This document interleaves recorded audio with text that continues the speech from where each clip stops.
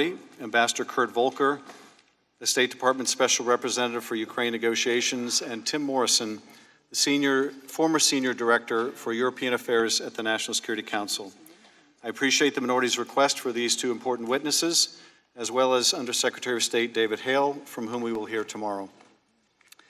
As we have heard from other witnesses, when Joe Biden was considering whether to enter the race for the presidency in 2020, the president's personal lawyer, Rudy Giuliani, began a campaign to weaken Vice President Biden's candidacy by pushing Ukraine to investigate him and his son. To clear away any obstacle to the scheme, days after the new Ukrainian president was elected, Trump ordered the recall of Marie Yovanovitch, the American ambassador in Kyiv, who was known for pushing anti-corruption efforts. Trump also canceled Vice President Mike Pence's participation in the inauguration of President Zelensky on May 20th, and instead sent a delegation headed by Energy Secretary Rick Perry, Ambassador to the EU Gordon Sondland, and Ambassador Kurt Volker. These three returned from Kyiv and briefed President Trump on their encouraging first interactions with the new Ukrainian administration. Hopes that Trump would agree to an early meeting with the Ukrainian president were soon diminished, however, when Trump pushed back. According to Volker, he just didn't believe it. He was skeptical, and he also said, "That's not what I hear. I hear, he's got some terrible people around him." President Trump also told them he believed that Ukraine tried to take him down. He told the three amigos, "Talk to Rudy." And they did. One of those interactions took place a week before the July 25th phone call between Trump and Zelensky, when Ambassador Volker had breakfast with Rudy Giuliani at the Trump Hotel. Volker testified that he pushed back on Giuliani's accusation against Joe Biden. On July 22nd, just days before Trump would talk to Zelensky, Ambassador Volker had a telephone conference with Giuliani and Andrei Yermak, a top advisor to the Ukrainian president, so that Giuliani could be introduced to Yermak. On July 25th, the same day as the call between President Trump and Zelensky, but before it took place, Ambassador Volker sent a text message to Yermak. Quote, "Heard from the White House, assuming President Z convinces Trump he will investigate/get to the bottom of what happened in 2016, we will nail down date for a visit to Washington. Good luck!" Exclamation point. Later that day, Donald Trump would have the now infamous phone call with Zelensky, in which he responded to Ukraine's appreciation for U.S. defense support and a request by President Zelensky to buy more Javelin anti-tank missiles by saying, "I would like you to do us a favor, though." And the favor involved the two investigations that Giuliani had been pushing for into the Bidens in 2016. Ambassador Volker was not on the call, but when asked about what it reflected, he testified, "No president of the United States should ask a foreign leader to help interfere in a U.S. election." Among those listening in on the July 25th call was Tim Morrison, who had taken over as the NSC's Senior Director for European Affairs at the NSC only days before, but had been briefed by his predecessor, Fiona Hill, about the irregular second channel that was operating in parallel to the official one. Lieutenant Colonel Vindman and Ms. Williams, from whom we heard this morning, like them, Morrison emerged from the call troubled. He was concerned enough about what he heard on the July 25th call that he went to see the NSC legal advisor soon after it had ended. Colonel Vindman's fear was that the president had broken the law, potentially, but Morrison said of his concern was that the call could be damaging if it were leaked.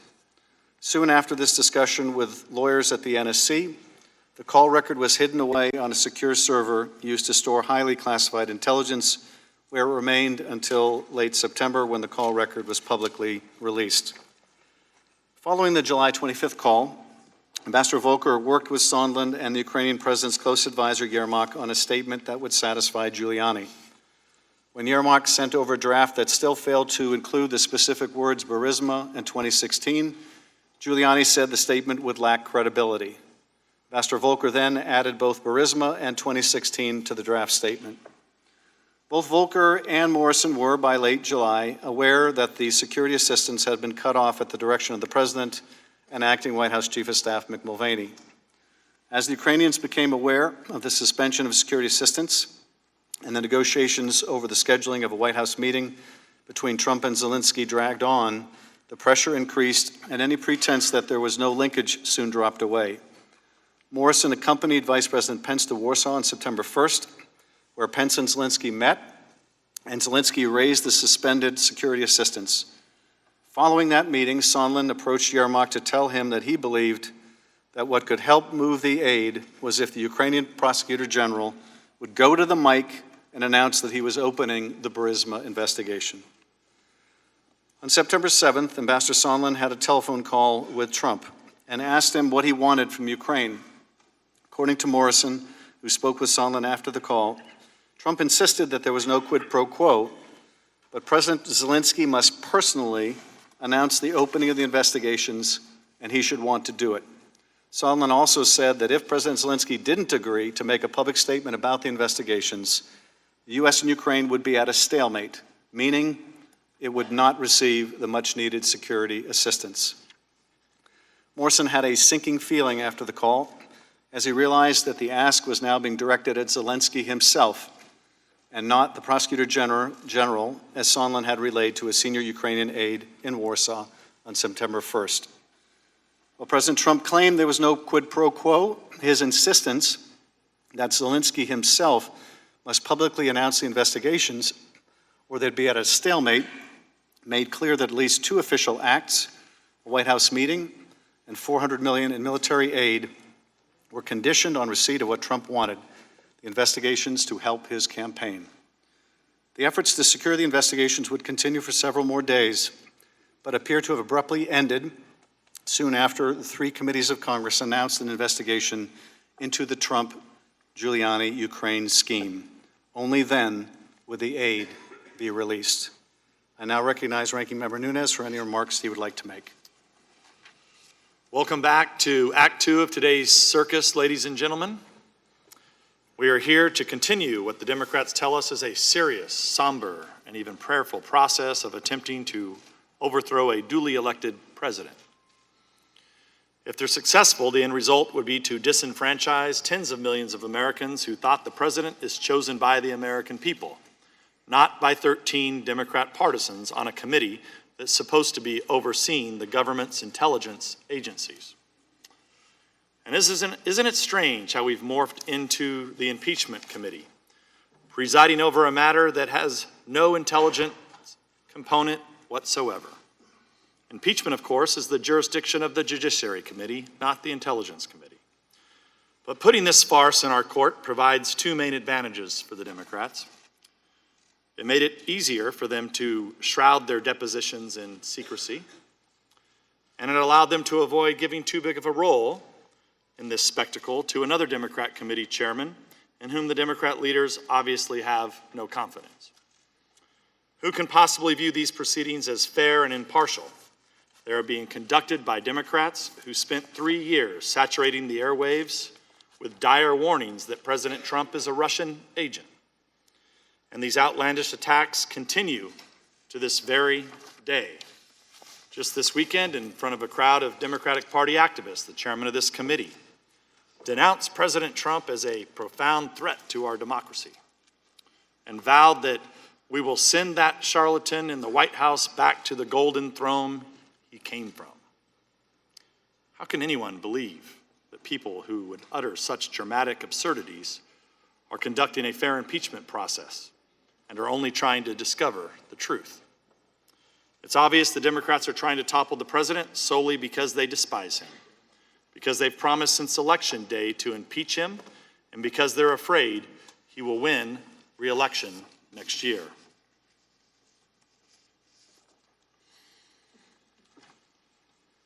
No witnesses have identified any crime or impeachable offense committed by the president, but that doesn't matter.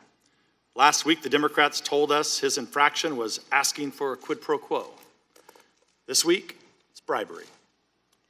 Who knows what ridiculous crime they'll be accusing him of next week. As witnesses, the Democrats have called a parade of government officials who don't like President Trump's Ukraine policy, even though they acknowledge he provided Ukraine with lethal military aid after the Obama administration refused to do so. They also resent his conduct of policy through channels outside their own authority and control. These actions, they argue, contradict the so-called interagency consensus. They don't seem to understand that the president alone is constitutionally vested with the authority to set the policy.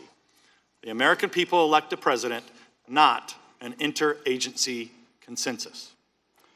And of course, our previous witnesses had very little new information to share in these hearings. That's because these hearings are not designed to uncover new information. They're meant to showcase a hand-picked group of witnesses who the Democrats determined through their secret audition process will provide testimony most conducive and conducive to their accusations. In fact, by the time any witness says anything here, people are actually hearing it for the third time. They heard it first through the Democrats' cherry-picked leaks to their media sympathizers during the secret depositions. And second, when the Democrats published those deposition transcripts in a highly staged manner. Of course, there are no transcripts from crucial witnesses like Hunter Biden, who could testify about his well-paying job on the board of a corrupt Ukrainian company, or Alexander Chalupa, who worked on an election meddling scheme with Ukrainian officials on behalf of the Democratic National Committee and the Clinton campaign. That's because the Democrats refused to let us hear from them. As for evidence, what we're left with is the transcript of the Trump-Zelensky phone call, which the president made public. That means Americans can read for themselves an unremarkable conversation with President Zelensky, who repeatedly expressed satisfaction with the call afterward. The Democrats, however, claim President Zelensky was being bribed, and therefore he must be lying when he says the call was friendly and posed no problems. There's some irony here. For weeks, we've heard the Democrats bemoan the damage President Trump supposedly caused to the U.S.-Ukrainian relations. But when the Ukrainian president contradicts their accusations, they publicly dismiss him as a liar. I may be wrong, but I'm fairly sure calling a friendly foreign president, newly elected, a liar violates their so-called interagency consensus. So overall, the Democrats would have you believe President Zelensky was being blackmailed with a pause on lethal military aid that he didn't even know about, that President Trump did not mention to him, and that diplomats have testified they always assumed would be lifted, which it was, without the Ukrainians undertaking any of the actions they were supposedly being coerced into doing. This process is not serious, it's not sober, and it is certainly not prayerful. It's an ambitious attack to deprive the American people of the right to elect a president that the Democrats don't like. As I mentioned, the chairman of this committee claims that democracy is under threat. If that's true, it's not the president who poses the danger. I yield back. I thank the gentleman. We are joined this afternoon by Ambassador Kurt Volker and Mr. Timothy Morrison.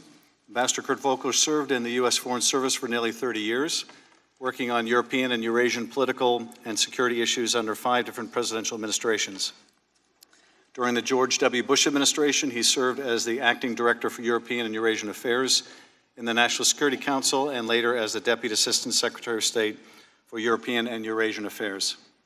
In 2008, President Bush appointed Ambassador Volker to the United States Permanent Representative to NATO, where he served until May 2009. In July 2017, Ambassador Volker was appointed to be the U.S. Special Representative for Ukraine negotiations, serving in that position until he resigned in September. It is a pleasure to welcome Mr. Morrison back to the legislative branch, where he served for almost 2 decades as a Republican staffer. He was a professional staff member for Representative Mark Kennedy of Minnesota and Senator John Kyle of Arizona. Later, Mr. Morrison served as the longtime policy director for the Republican staff of the House Armed Services Committee. In July 2018, Mr. Morrison joined the National Security Council as Senior Director for Countering Weapons of Mass Destruction. Following the departure of Dr. Fiona Hill in July 2019, Mr. Morrison assumed the position of Senior Director for Russia and Europe. 2 final points before the witnesses are sworn. First, witnesses Witness depositions as part of this inquiry were unclassified in nature, and all open hearings will also be held at the unclassified level. Any information that may touch on classified information will be addressed separately. Second, Congress will not tolerate any reprisal, threat of reprisal, or attempt to retaliate against any U.S. government official for testifying before Congress, including you or of any of your colleagues. If you would both please rise and raise your right hand, I will begin by swearing you in. Do you swear or affirm that the testimony you're about to give is the truth, the whole truth, and nothing but the truth, so help you God?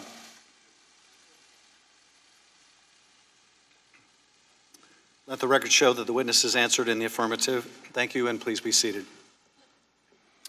The microphones are sensitive, so please speak directly into them. Without objection, your written statements will also be made part of the record. With that, Mr. Morrison, you are recognized for your opening statement, and immediately thereafter, Ambassador Volker, you are recognized for your opening statement. Chairman Schiff, Ranking Member Nunez, and members of the committee, I appear before you today under subpoena to answer your questions about my time as Senior Director for European Affairs at the White House and the National Security Council, as related to Ukraine and U.S. security sector assistance to that country. I will provide you the most complete and accurate information I can, consistent with my obligations to protect classified and privileged information. Whether the conduct that is the subject of this inquiry merits impeachment is a question for the U.S. House of Representatives. I appear here today only to provide factual information based upon my knowledge and recollection of events.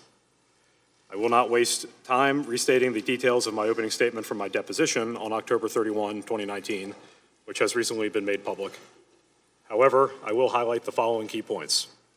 First, as I previously stated, I do not know who the whistleblower is, nor do I intend to speculate as to who the individual may be.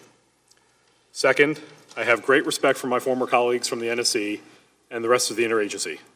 I am not here today to question their character or integrity. My recollections and judgments are my own. Some of my colleagues' recollections of conversations and interactions may differ from mine, but I do not view those differences as the result of an untoward purpose. Third, I continue to believe Ukraine is on the front lines of a strategic competition between the West and Vladimir Putin's revanchist Russia. Russia is a failing power, but it is still a dangerous one. The United States aids Ukraine and her people so they can fight Russia over there, and we don't have to fight Russia here. Support for Ukraine's territorial integrity and sovereignty has been a bipartisan objective since Russia's military invasion in 2014. It must continue to be. As I stated during my deposition, I feared at the time of the call on July 25th how its disclosure would play in Washington's political climate. My fears have been realized. I understand the gravity of these proceedings, but I beg you not to lose sight of the military conflict underway in eastern Ukraine today, the ongoing illegal occupation of Crimea, and the importance of reform of Ukraine's politics and economy. Every day that the focus of discussion involving Ukraine is centered on these proceedings instead of those matters is a day when we are not focused on the interests Ukraine, the United States, and Western-style liberalism share. Finally, I concluded my active service at the National Security Council the day after I last appeared before you. I left the NSC completely of my own volition. I felt no pressure to resign, nor have I feared any retaliation for my testimony. I made this career choice sometime before I decided to testify on October 31st. I'm prepared to answer your questions to the best of my ability and recollection. Thank you. Ambassador Volker. Thank you very much, Mr. Chairman, Ranking Member. Thank you very much for the opportunity to provide this testimony today. As you know, I was the first person to come forward to testify as part of this inquiry. I did so voluntarily, and likewise voluntarily provided relevant documentation in my possession in order to be as cooperative, clear, and complete as possible. I am here today voluntarily, and I remain committed to cooperating fully and truthfully with this committee. All I can do is provide the facts as I understood them at the time. I did this on October 3rd in private, and I will do so again today. Like many others who have testified in this inquiry, I'm a career foreign policy professional. I began my career as an intelligence analyst for Northern Europe for the Central Intelligence Agency in 1986, before joining the State Department in 1988. I served in diplomatic postings primarily focused on European political and security issues for over 20 years under Presidents Ronald Reagan, George H.W. Bush, Bill Clinton, George W. Bush, and Barack Obama. My last three positions before leaving the Senior Foreign Service in 2009 were as Director for NATO and West European Affairs at the National Security Council, Principal Deputy Assistant Secretary of State for European Affairs at the State Department, and finally, as U.S. Ambassador to NATO. In the spring of 2017, then Secretary of State Tillerson asked if I would come back to government service as U.S. Special Representative for Ukraine negotiations. I did this on a part-time, voluntary basis with no salary paid by the U.S. taxpayer, simply because I believed it was important to serve our country in this way. I believed I could steer U.S. policy in the right direction. For over 2 years, as U.S. Special Representative for Ukraine negotiations, my singular focus was advancing the foreign policy and national security interests of the United States. In particular, that meant pushing back on Russian aggression and supporting the development of a strong, resilient, democratic, and prosperous Ukraine, one that overcomes a legacy of corruption and becomes integrated into a wider transatlantic community. This is critically important for U.S. national security. If we can stop and reverse Russian aggression in Ukraine, we can prevent it elsewhere. If Ukraine, the cradle of Slavic civilization predating Moscow, succeeds as a freedom-loving, prosperous, and secure democracy, it gives us enormous hope that Russia may one day change, providing a better life for Russian people and overcoming its current plague of authoritarianism, corruption, aggression toward neighbors, and threats to NATO and the United States. The stakes for the United States in a successful Ukraine could not be higher. At no time was I aware of or knowingly took part in an effort to urge Ukraine to investigate former Vice President Biden. As you know from the extensive real-time documentation I have provided, Vice President Biden was not a topic of our discussions. I was not on the July 25th phone call between President Trump and President Zelensky. I was not made aware of any reference to Vice President Biden or his son by President Trump until the transcript of that call was released on September 25th, 2019. From July 7, 2017 until September 27th, 2019, I was the lead U.S. diplomat dealing with Russia's war on Ukraine. My role was not some irregular channel, but the official channel. I reported directly to Secretaries of State Tillerson and Pompeo, kept the National Security Advisor and Secretary of Defense well informed of my efforts, and worked closely with Ambassador Masha Yovanovitch, NSC Senior Director Hill and her successor Tim Morrison, then Assistant Secretary Wes Mitchell and his successor, Acting Assistant Secretary Phil Reeker, Deputy Assistant Secretary George Kent, Deputy Assistant Secretary of Defense Laura Cooper, NSC Director Alex Vindman, and many, many others. I have known many of them for several years. It was a team effort. When Ambassador Yovanovitch left Kyiv, I identified and recommended Bill Taylor to Secretary Pompeo, so we would still have a strong, seasoned professional on the ground. For 2 years before the events at the heart of this investigation took place, I was the most senior U.S. diplomat visiting the conflict zone, meeting with victims of Russia's aggression, urging increased U.S. security assistance, including lethal defensive weapons, working with Ukrainian President Poroshenko and then his successor, President Zelensky, and their teams, working with France and Germany in the so-called Normandy process, pressing for support from NATO, the EU, and OSCE, supporting the OSCE's special monitoring mission, and engaging in negotiations and other contacts with Russian officials. At the time I took the position in the summer of 2017, there were major complicated questions swirling in public debate about the direction of U.S. policy toward Ukraine. Would the administration lift sanctions against Russia? Would it make some kind of grand bargain with Russia in which it would trade recognition of Russia's seizure of Ukrainian territory for some other deal in Syria or elsewhere? Would the administration recognize Russia's claimed annexation of Crimea? Will this just become another frozen conflict? There were also a vast number of vacancies in key diplomatic positions, so no one was really representing the United States in the negotiating process about ending the war in eastern Ukraine. During over 2 years of my tenure as U.S. Special Representative, we fundamentally turned U.S. policy around. U.S. policy toward Ukraine was strong, consistent, and enjoyed support across the administration, bipartisan support in Congress, and support among our allies and Ukraine. We changed the language commonly used to describe Russia's aggression.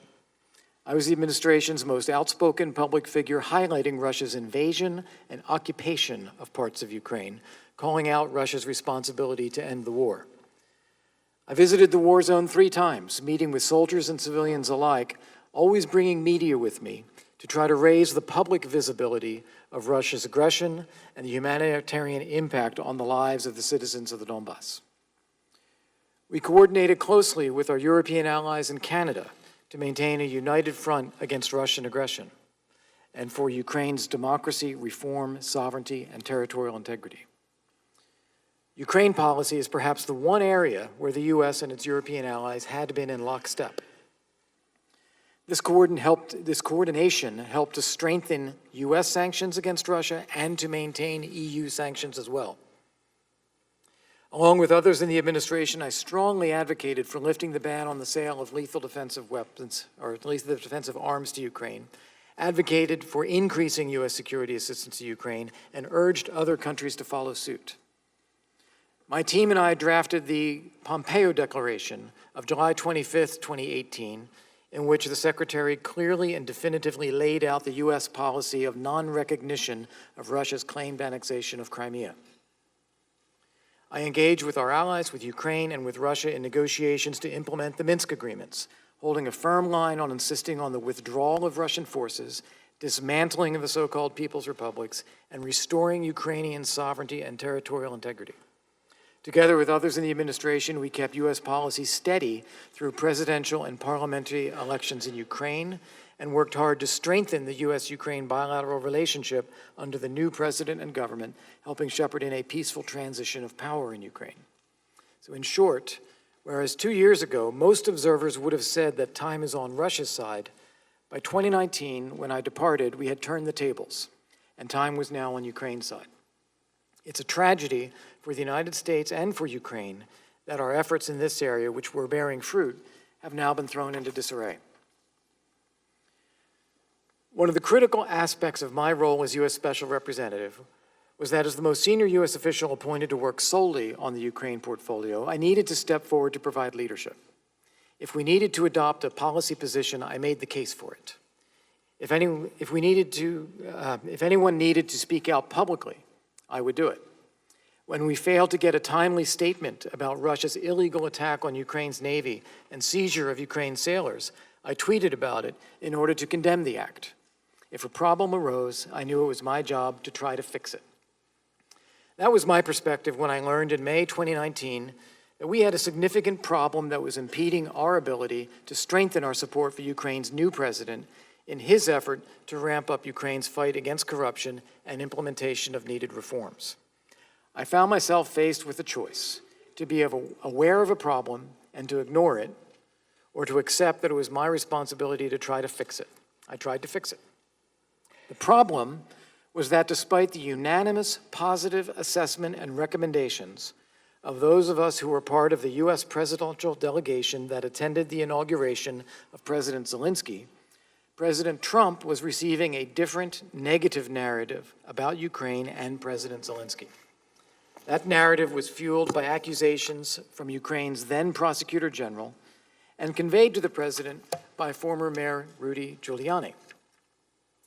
As I previously told this committee, I became aware of the negative impact this was having on our policy efforts when 4 of us, who were part of the presidential delegation to the inauguration, met as a group with President Trump on May 23rd.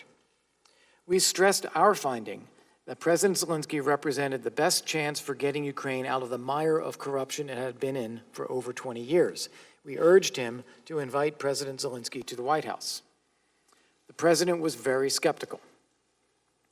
Given Ukraine's history of corruption, that's understandable. He said that Ukraine was a corrupt country full of terrible people, He said, "They tried to take me down." In the course of that conversation, he referenced conversations with Mayor Giuliani. It was clear to me that despite the positive news and recommendations being conveyed by this official delegation about the new president, President Trump had a deeply rooted negative view on Ukraine rooted in the past.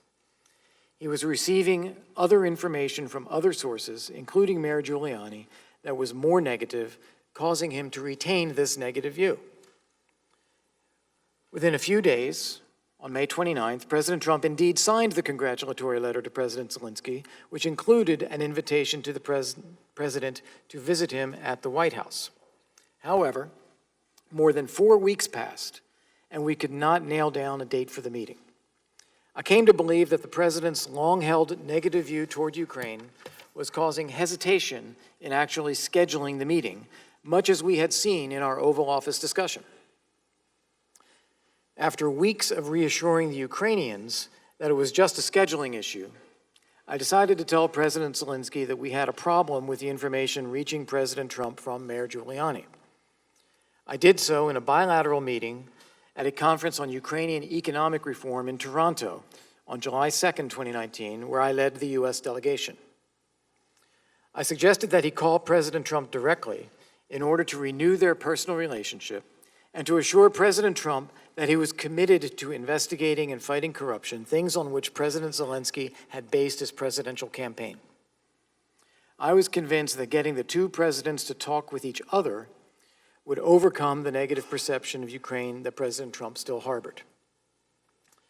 President Zelensky's senior aide, Andriy Yermak, approached me several days later to ask to be connected to Mayor Giuliani. I agreed to make that connection. I did so because I understood that the new Ukrainian leadership wanted to convince those, like Mayor Giuliani, who believed such a negative narrative about Ukraine, that times have changed, and that, under President Zelensky, Ukraine is worthy of U.S. support. Ukrainians believe that if they could get their own narrative across in a way that convinced Mayor Giuliani that they were serious about fighting corruption and advancing reform, Mayor Giuliani would convey that assessment to President Trump, thus correcting the previous negative narrative. That made sense to me, and I tried to be helpful. I made clear to the Ukrainians that Mayor Giuliani was a private citizen, the president's personal lawyer, and not representing the U.S. government. Likewise, in my conversations with Mayor Giuliani, I never considered him to be speaking on the president's behalf or giving instructions. Rather, the information flow was the other way, from Ukraine to Mayor Giuliani, in the hopes that this would clear up the information reaching President Trump. On July 10th, after hearing from Mr. Yermak, I wrote to Mayor Giuliani to seek to get together, and finally on July 19th, we met for breakfast for a longer discussion. At that meeting, I told Mr. Giuliani that in my view, the prosecutor general with whom he had been speaking, Mr. Lutsenko, was not credible and was acting in a self-serving capacity. To my surprise, Mayor Giuliani said that he had already come to that same conclusion. Mr. Giuliani also mentioned both the accusations about Vice President Biden and about interference in the 2016 election, and stressed that all he wanted to see was for Ukraine to investigate what happened in the past and apply its own laws. Concerning the allegations, I stressed that no one in the new team governing Ukraine had anything to do with anything that may have happened in 2016. They were making television shows at the time. I also said that it's not credible to me that former Vice President Biden would have been influenced in any way by financial or personal motives in carrying out his duties as Vice President. A different issue is whether some individual Ukrainians may have attempted to influence the 2016 election or thought they could buy influence. That is at least plausible, given Ukraine's reputation for corruption. But the accusation that Vice President Biden acted inappropriately did not seem at all credible to me. After that meeting, I connected Mayor Giuliani and Mr. Yermak by text and later by phone. They met in person on August 2nd, 2019. In conversations with me following that meeting, which I did not attend, Mr. Giuliani said that he had stressed the importance of Ukraine conducting investigations into what happened in the past, and Mr. Yermak stressed that he told Mr. Giuliani it is the government's program to root out corruption and implement reforms, and they would be conducting investigations as part of this process anyway. Mr. Giuliani said he believed the Ukrainian president needed to make a statement about fighting corruption and that he had discussed this with Mr. Yermak. I said I did not think that this would be a problem since that is the government's position anyway. I followed up with Mr. Yermak, and he said that they would indeed be prepared to make a statement. He said it would reference Burisma and 2016 in a wider context of bilateral relations and rooting out corruption anyway. There was no mention of Vice President Biden. Rather, in referencing Burisma and 2016 election interference, it was clear to me that he, Mr. Yermak, was only talking about whether any Ukrainians had acted inappropriately. At this time, I was focused on our goal of getting President Zelensky and President Trump to meet with each other, and I believed that their doing so would overcome the chronically negative view President Trump had toward Ukraine. I was seeking to solve the problem I saw when we met with President Trump in the Oval Office on May 23rd. As a professional diplomat, I was comfortable exploring whether there was a statement Ukraine could make about its own intentions to investigate possible corruption that would be helpful in convincing Mr. Giuliani to convey to President Trump a more positive assessment of the new leadership in Ukraine. On August 16th, Mr. Yermak shared a draft with me, which I thought looked perfectly reasonable. It did not mention Burisma or 2016 elections, but was generic. Ambassador Sondland and I had a further conversation with Mr. Giuliani, who said that in his view, in order to be convincing that this government represented real change in Ukraine, the statement should include specific reference to Burisma and 2016. Again, there was no mention of Vice President Biden in these conversations. Ambassador Sondland and I discussed these points, and I edited the statement drafted by Mr. Yermak to include these points to see how it looked. I then discussed it further with Mr. Yermak. He said that for a number of reasons, including the fact that Mr. Lutsenko was still officially the prosecutor general, they did not want to mention Burisma or 2016. I agreed, and the idea of putting out a statement was shelved.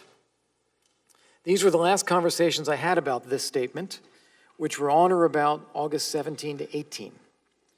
My last contact with Mr. Giuliani, according to my records, was on August 13th, until he tried to reach me on September 20th after the impeachment inquiry was launched. At this time, that is to say, in the middle of August, I thought the idea of issuing this statement had been definitively scrapped. In September, I was surprised to learn that there had been further discussions with the Ukrainians about President Zelensky possibly making a statement in an interview with U.S. media similar to what we had discussed in August. Since these events, and since I gave my testimony on October 3rd, a great deal of additional information and perspectives have come to light. I've learned many things that I did not know at the time of the events in question. First, at the time I was connecting Mr. Yermak and Mr. Giuliani and discussing with Mr. Yermak and Ambassador Sondland a possible statement that could be made by the Ukrainian president, I did not know of any linkage between the hold on security assistance and Ukraine pursuing investigations. No one had ever said that to me, and I never conveyed such a linkage to the Ukrainians. I opposed the hold on U.S. security assistance as soon as I learned about it on July 18th, and I thought we could turn it around before the Ukrainians ever knew or became alarmed about it. I did not know the reason for the hold, but I viewed it as a U.S. policy problem that we needed to fix internally, and I was confident we would do so. I believe the Ukrainians became aware of the hold on August 29th and not before. That date is the first time any of them asked me about the hold by forwarding an article that had been published in Politico. When I spoke to the Ukrainians about the hold after August 29th, instead of telling them that they needed to do something to get the hold released, I told them the opposite, that they should not be alarmed. It was an internal U.S. problem, and we were working to get it fixed. I did not know others were conveying a different message to them around the same time. Second, I did not know about the strong concerns expressed by then National Security Advisor John Bolton to members of his NSC staff regarding the discussion of investigations. I participated in the July 10th meeting between National Security Advisor Bolton and then Ukrainian Chairman of the National Security and Defense Council, Alex Danylyuk.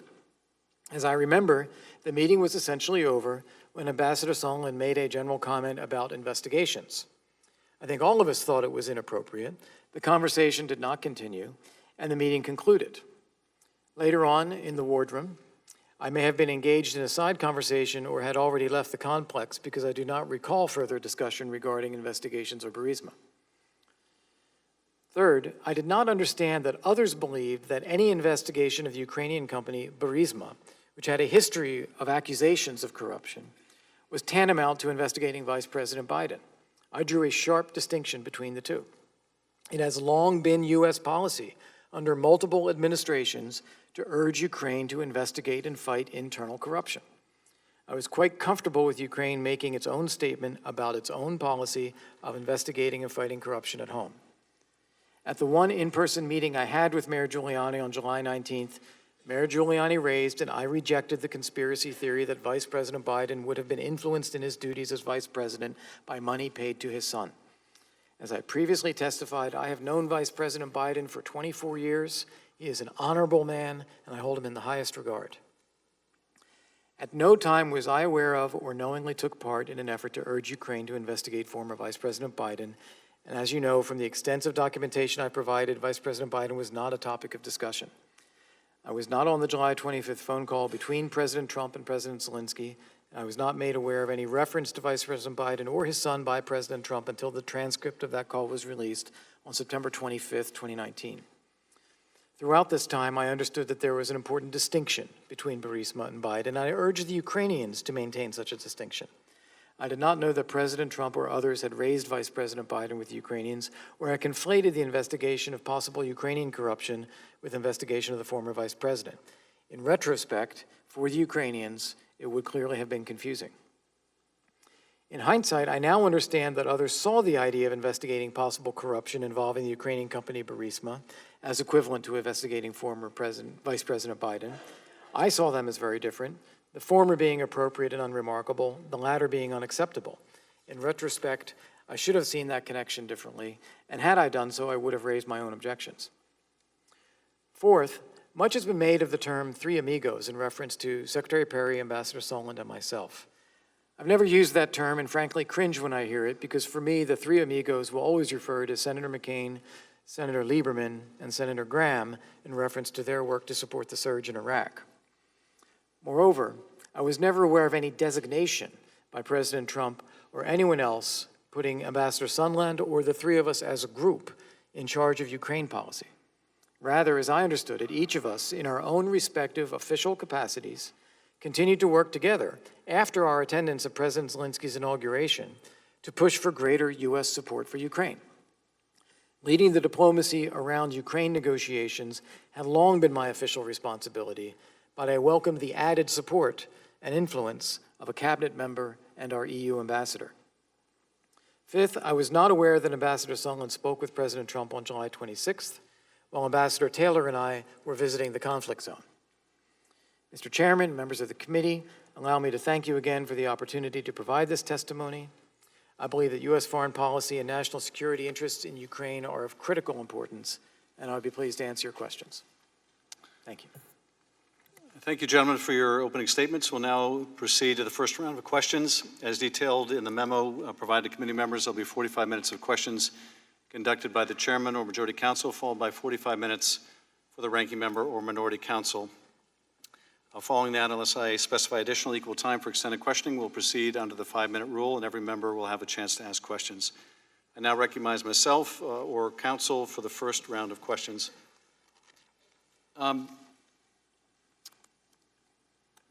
Ambassador Volker, I was going to just yield to the minority counsel, but there are a couple points that you made in your opening statement that I wanted to ask about first. First, you said that now former Attorney General Lutsenko was not credible. Mr. Lutsenko is the author of a number of allegations against Ambassador Yovanovitch, a number of allegations that were shared with John Solomon of the Hill, a number of allegations that have been repeatedly brought up by my Republican colleagues. Why is it that you found Mr. Lutsenko not credible and told Mr. Giuliani so? Thank you, Mr. Chairman. First off, the allegations themselves, including those against Ambassador Yovanovitch, did not appear to me to be credible at all. I know her to be an incredibly competent professional, someone I've worked with for many, many years. The suggestions that she was acting in some inappropriate manner were not credible to me. I've known Vice President Biden for a long time. Those accusations were not credible. And then separate from that, I also was aware of the political situation in Ukraine.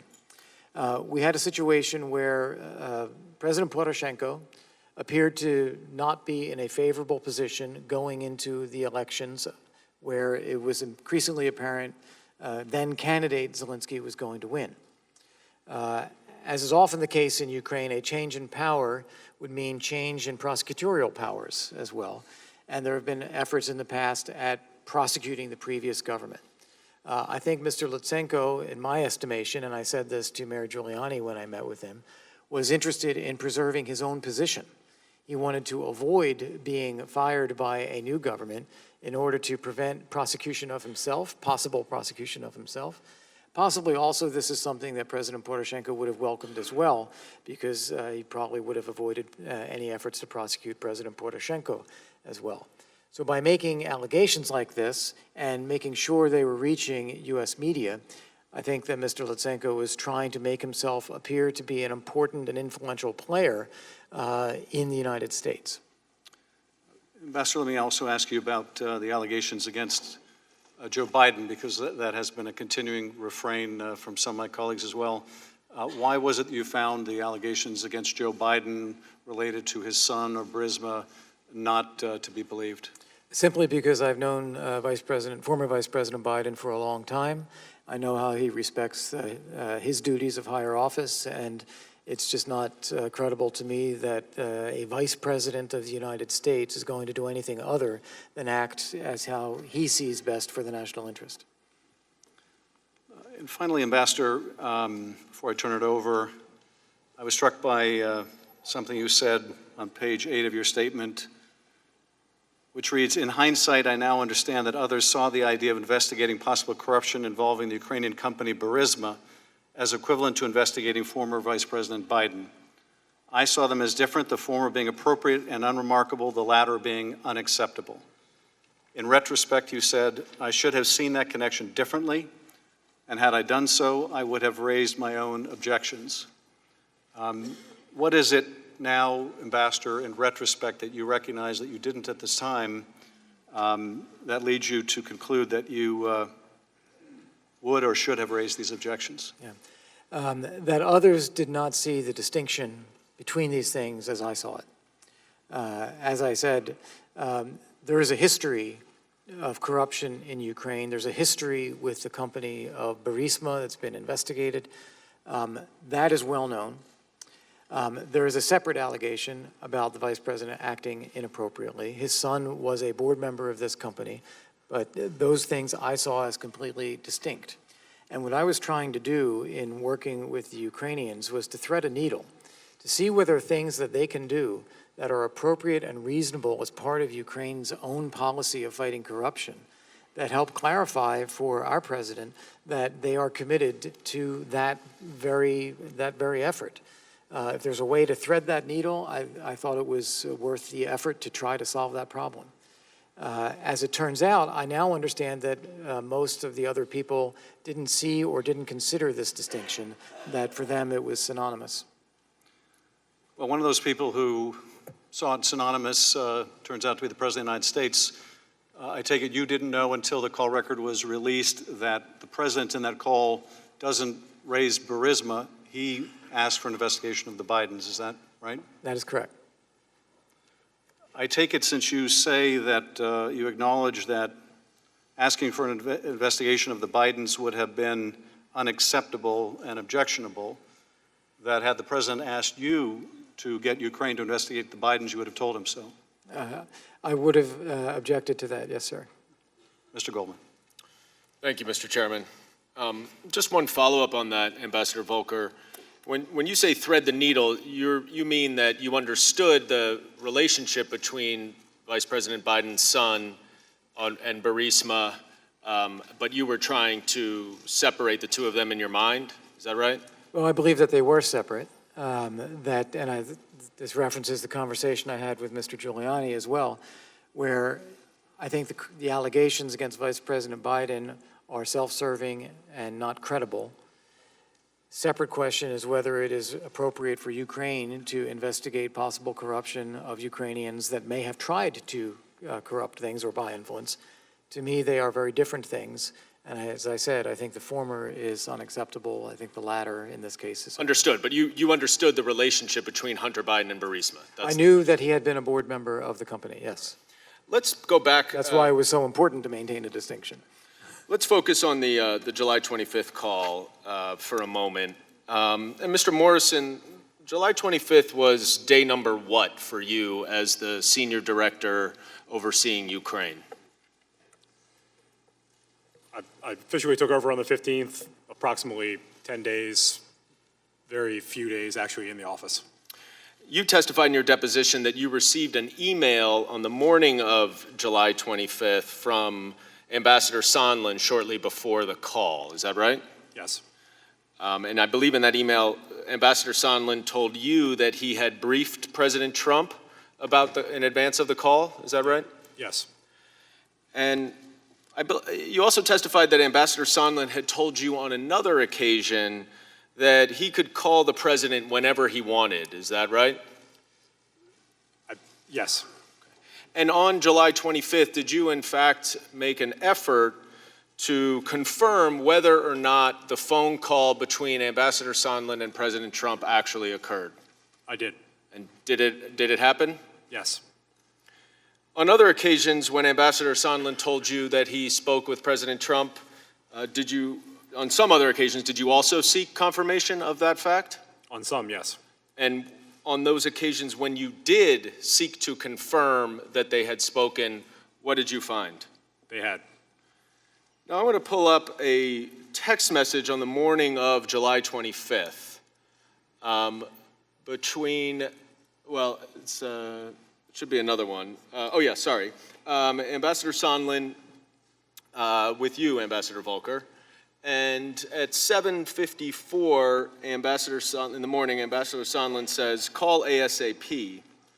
Then at 9:35, Ambassador Volker, you respond. Is the screen working in front of you or just to the side?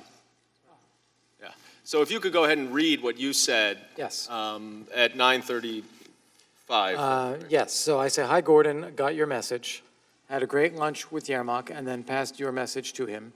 He will see you tomorrow. Think everything is in place. And who is Yermak? Andriy Yermak is the senior advisor to President Zelensky of Ukraine. Now, what was the message that you had received?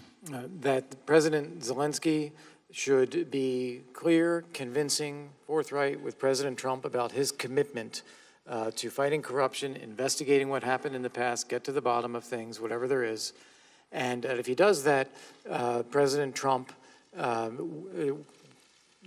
was prepared to be reassured that he would say, yes, come on, let's get this date for this visit scheduled. And did you understand from that message that Ambassador Sondland had spoken to President Trump? I wasn't sure whether he had or not.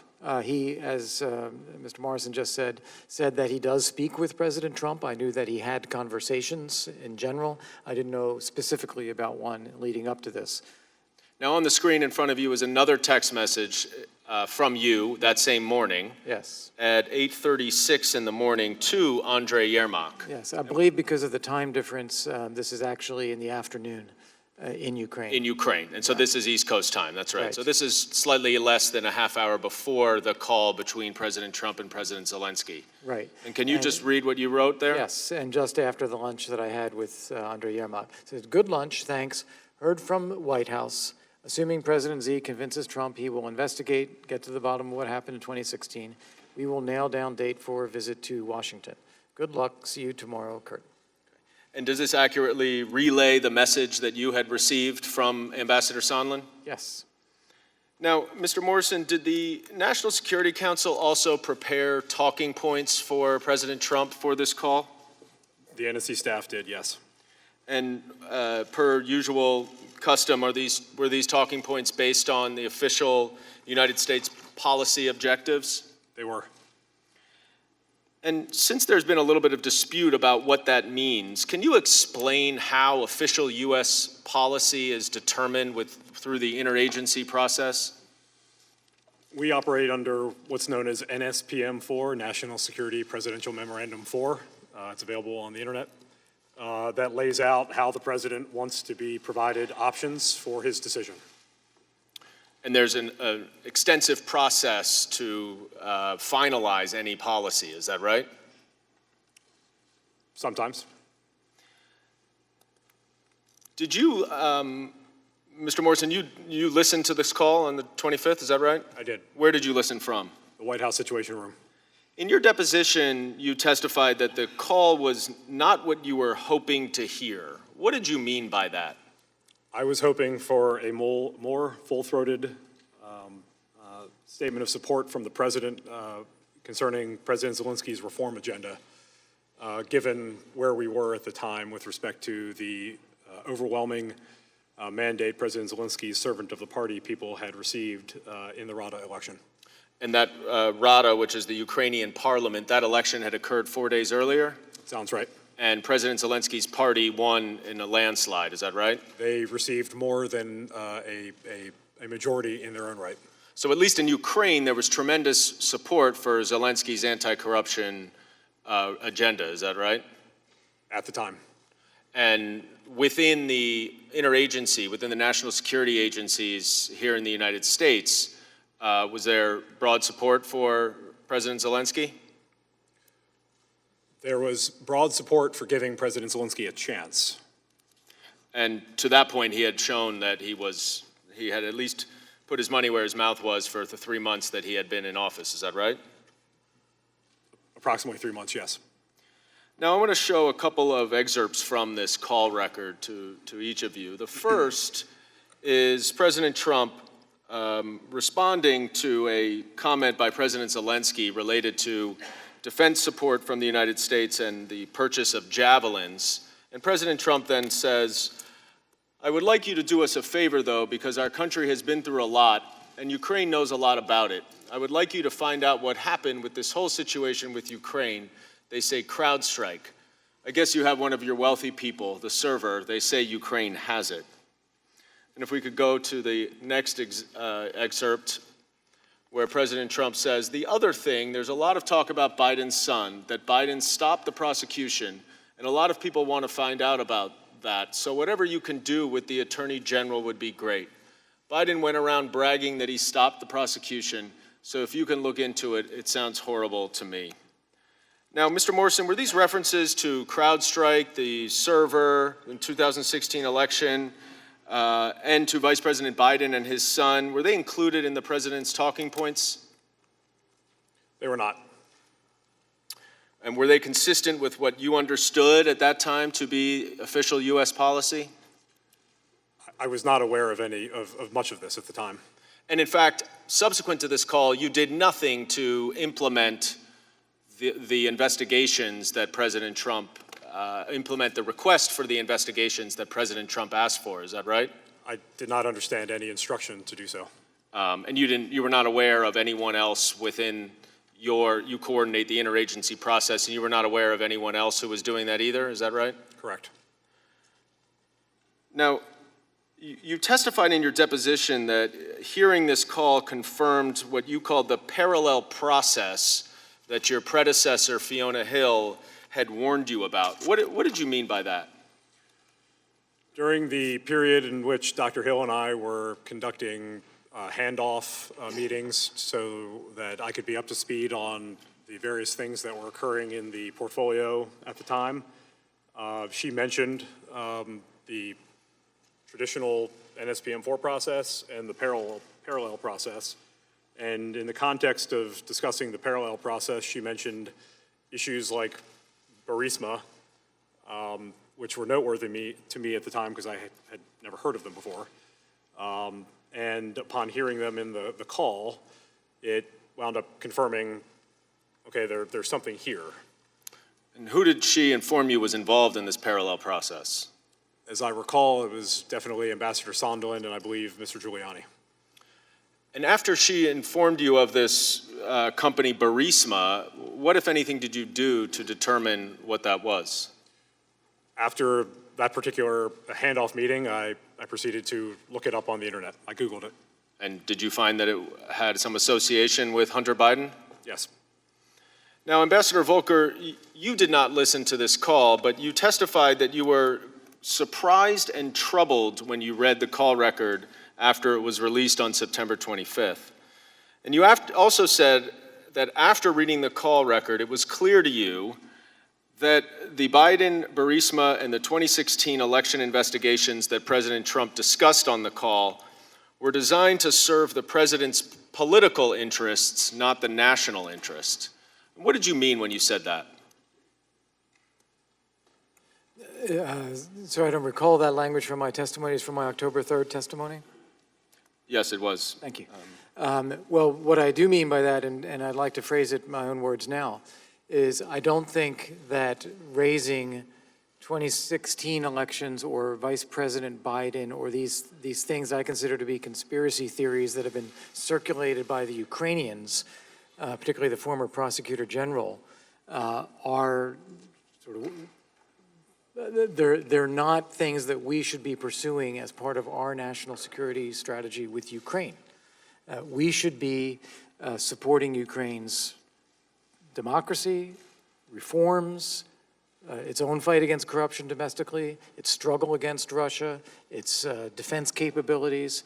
These are the heart of what we should be doing, and I don't think pursuing these things serves a national interest. Now, Mr. Morrison, shortly after you heard the July 25th call, you testified that you alerted the NSC legal advisor, John Eisenberg, pretty much right away. Is that right? Correct. And you indicated in your opening statement, or at least from your deposition, that you went to Mr. Eisenberg out of concern over the potential political fallout if the call record became public and not because you thought it was illegal. Is that right? Correct.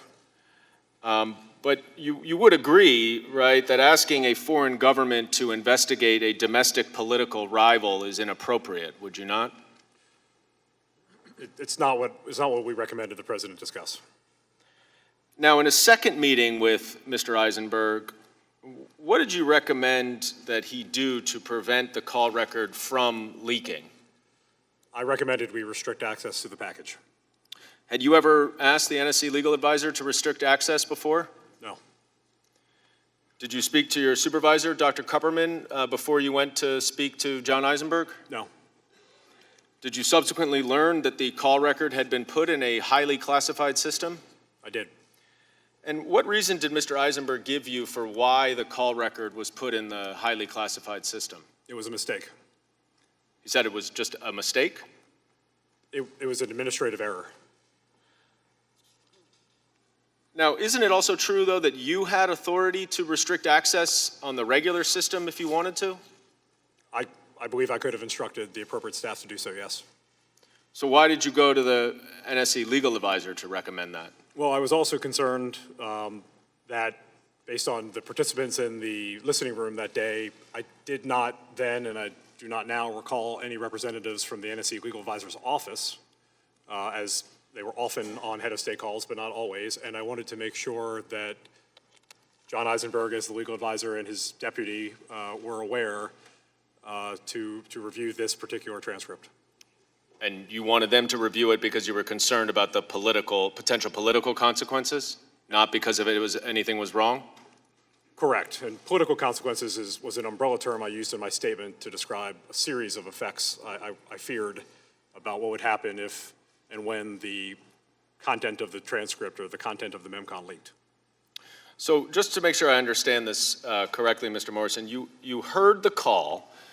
You recognized that President Trump was not discussing the talking points that the NSC had prepared based on official U.S. policy, and was instead talking about the investigations that Fiona Hill had warned you about, and then you reported it immediately to the NSC legal advisor. Is that the correct chain of events here? That's correct. Now, Ambassador Volker, in the July 25th call, President Zelensky volunteers to President Trump that Rudy Giuliani had already spoken with one of his associates and that President Zelensky hopes Giuliani will come to Ukraine. Then in response, President Trump proceeds to mention Mr. Giuliani on 3 separate occasions during this call. You testified about a May 23rd meeting in the Oval Office where the president spoke quite negatively about Ukraine and how it would try to take him down, and that he also repeated some of the allegations that Mr. Giuliani was making. Is that correct? Yes. Okay, and those allegations were in the media, were they not? Yes. And during that meeting, President Trump told you and Ambassador Sondland and Secretary Perry to talk to Giuliani. Isn't that correct? I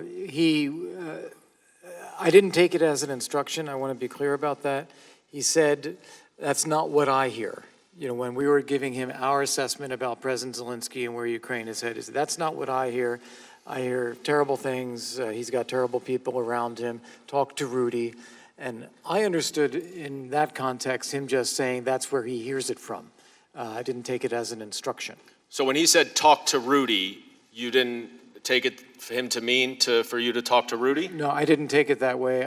I took it as that just part of the dialogue, that I hear other things. I hear them from Rudy Giuliani, I hear them from other people. That's not what's going on. He's surrounded by terrible people. Talk to Rudy. You know, it just seemed like part of the dialogue. Well, after that meeting, did you in fact talk to Rudy? After that meeting, not immediately, no. Remember, this was May 23rd, and we continued to proceed with our effort to get the White House visit for President Zelensky scheduled and to keep ramping up our support for the new Ukrainian president and ultimately the new Ukrainian government. I did, however, on July 2nd, as I was becoming concerned that we were not succeeding at this, tell President Zelensky, I think we have a problem, and that problem being this negative feed of information from Mr. Giuliani. And ultimately, I think as you testified in your opening statement, you introduced Mr. Yermak to Mr. Giuliani, and they eventually met. Is that right? That is correct. Now, during this whole time in July and after the call into early August when they met, Ukraine still desperately wanted that Oval Office meeting for President Zelensky, correct? That is correct. And you also wanted that for President Zelensky, is that right? That is correct. Why was that Oval Office meeting so important to President Zelensky? I think that he felt that he was not well understood by President Trump. He is a charismatic leader who ran a remarkable campaign in Ukraine against the legacy of corruption and political malaise that had been there. He had a massive showing in the presidential election, 73% support. He believed he was leading a movement of major change in Ukraine, and that President Trump did not see that or didn't appreciate that. But if he had a chance to sit down and speak with President Trump face to face, he believed that he could be very convincing about that, and I agree with him.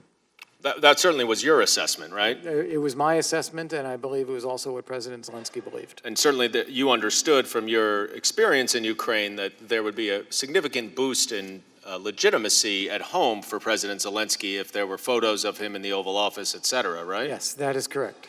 Now, you testified in your opening statement that Mr. Giuliani and Mr. Yermak, Zelensky's aide, met on August 2nd. Where did they meet? They met in Madrid. And did you learn that Mr. Giuliani requested anything of the Ukrainians at that meeting? Only when I spoke with Mr. Giuliani afterward, he said that he thought Ukraine should issue a statement. And then I spoke with Mr. Yermak after that, and he said yes, and we were prepared to make a statement. And that then kicked off the series of discussions that I said in my testimony. We'll get into that in a second, but Mr. Giuliani did not explain to you what needed to be included in that statement, in that call you had? He said something more general, as I recall. I recall him saying fight corruption, that their commitment to being different. Mr. Yermak told me when I spoke with him, as I recall, that the statement would include specific mention of Burisma and 2016. Right. Let's go through some of the text messages so we know exactly who said what. And first, let's start on August 9th. This is a text exchange between you and Ambassador Sondland, where Ambassador Sondland writes at the top, Morrison ready to get dates as soon as Yermak confirms. And what did you respond? I said, excellent, with 2 exclamation points. How did you sway him with a smile afterwards. Ambassador Sondland responded, "Not sure I did. I think POTUS really wants the deliverable." What did you say to that? But how does he know that? And Ambassador Sondland says, "Yep, clearly lots of convos going on." Now, Mr. Morrison, you're referenced in this text message. Had you discussed confirming a date for a White House visit for President Zelensky with Ambassador Sondland around this time? I likely would have. And did you have any discussions with him about a statement that Ukraine that they were trying to get Ukraine to make? I did not. Were you aware that? Do you yourself know what Ambassador Sondland meant by the deliverable? I did not at the time. I think I have an understanding now. And what is the understanding now? There seems to have been discussions about a statement, various drafts of which have been discussed in various proceedings. But this, to your knowledge, was part of that parallel process you were talking about? Yes. If we can now go to the next exhibit, which is another text exchange just a few minutes later between Ambassador Sondland and you, Ambassador Volker, where Ambassador Sondland says, "To avoid misunderstandings, might be helpful to ask Andre for a draft statement, embargoed, so that we can see exactly what they propose to cover. Even though Zelensky, does a live presser, they can still summarize in a brief statement." Thoughts? And how did you respond? Agree. And this relates to the statement that Mr. Giuliani wanted, is that right, Ambassador Volker? It relates to the statement that he and Mr. Yermak had discussed. Right. And now to the next day, on August 10th, there's another text exchange between you and Mr. Yermak, who's the same aide that Mr. Giuliani had met in Madrid. And if you could read what you wrote at the top at 5:02 p.m. Right. I wrote, I agree with your approach. Let's iron out statement and use that to get date, and then President Zelensky can go forward with it.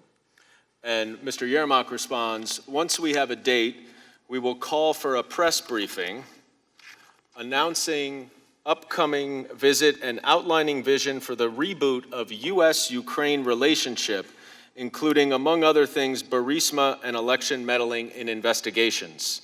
And what did you respond? Sounds great.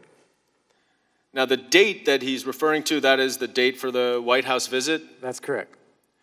Now, 2 days later, on August 12th, you receive another text message from Mr. Yermak, which reads, "Special attention should be paid to the problem of interference in the political processes of the United States, especially with the alleged involvement of some Ukrainian politicians.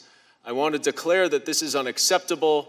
We intend to initiate and complete a transparent and unbiased investigation of all available facts and episodes, which in turn will prevent the recurrence of this problem in the future."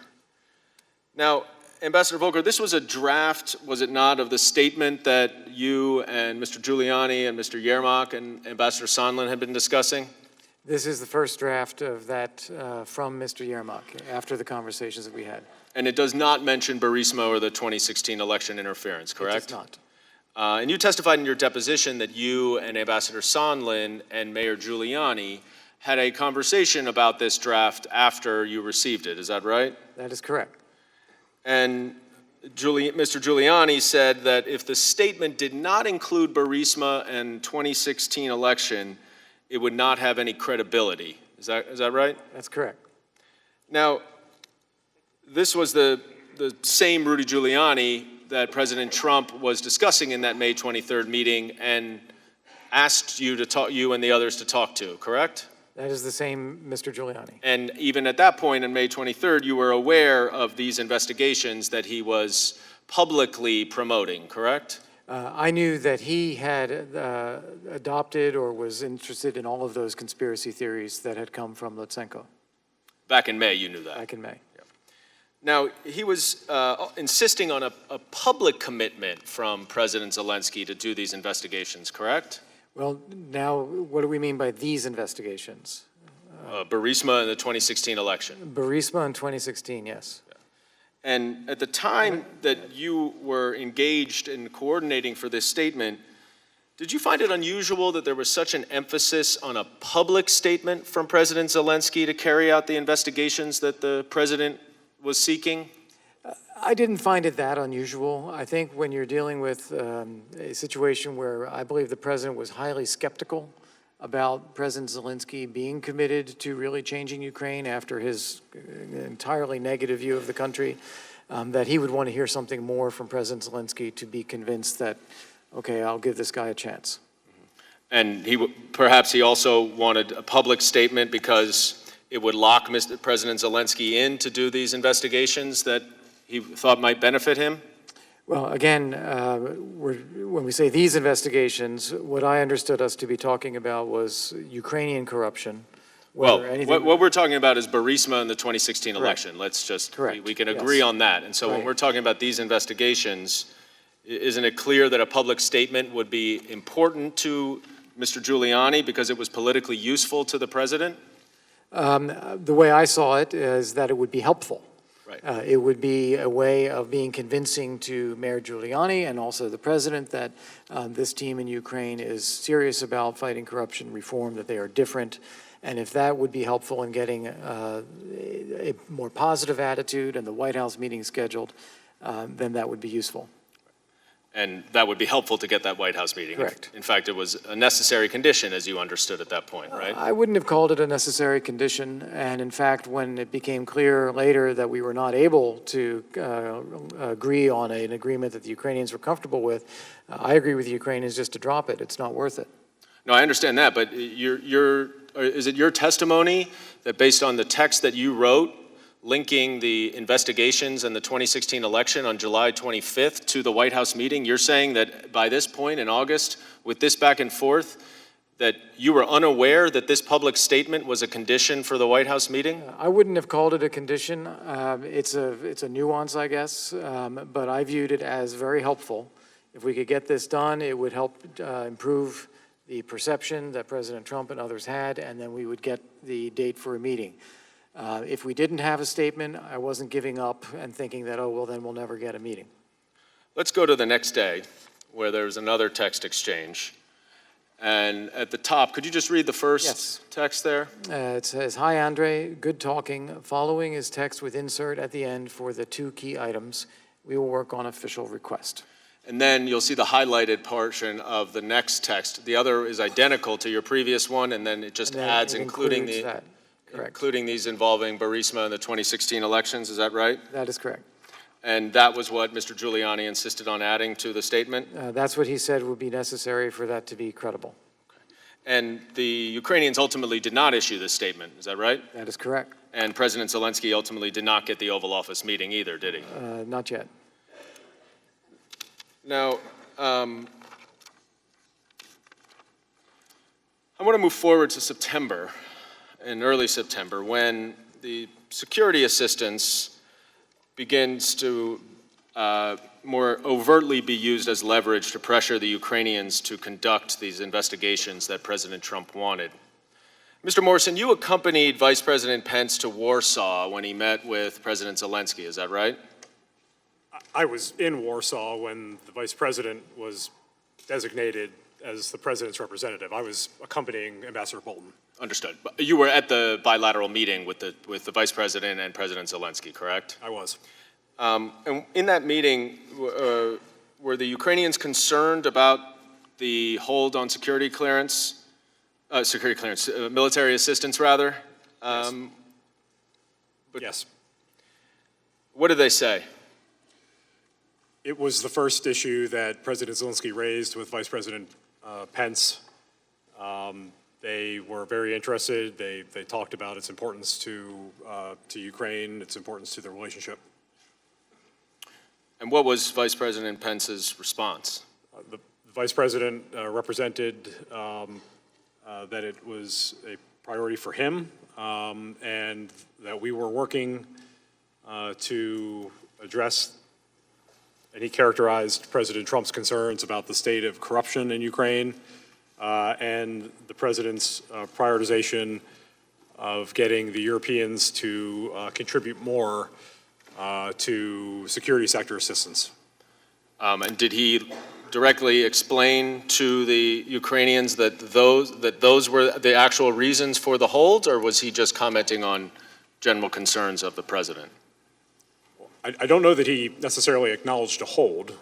He mentioned that we were reviewing the assistance. I mean, that's the way I heard it. That's the way I would characterize it.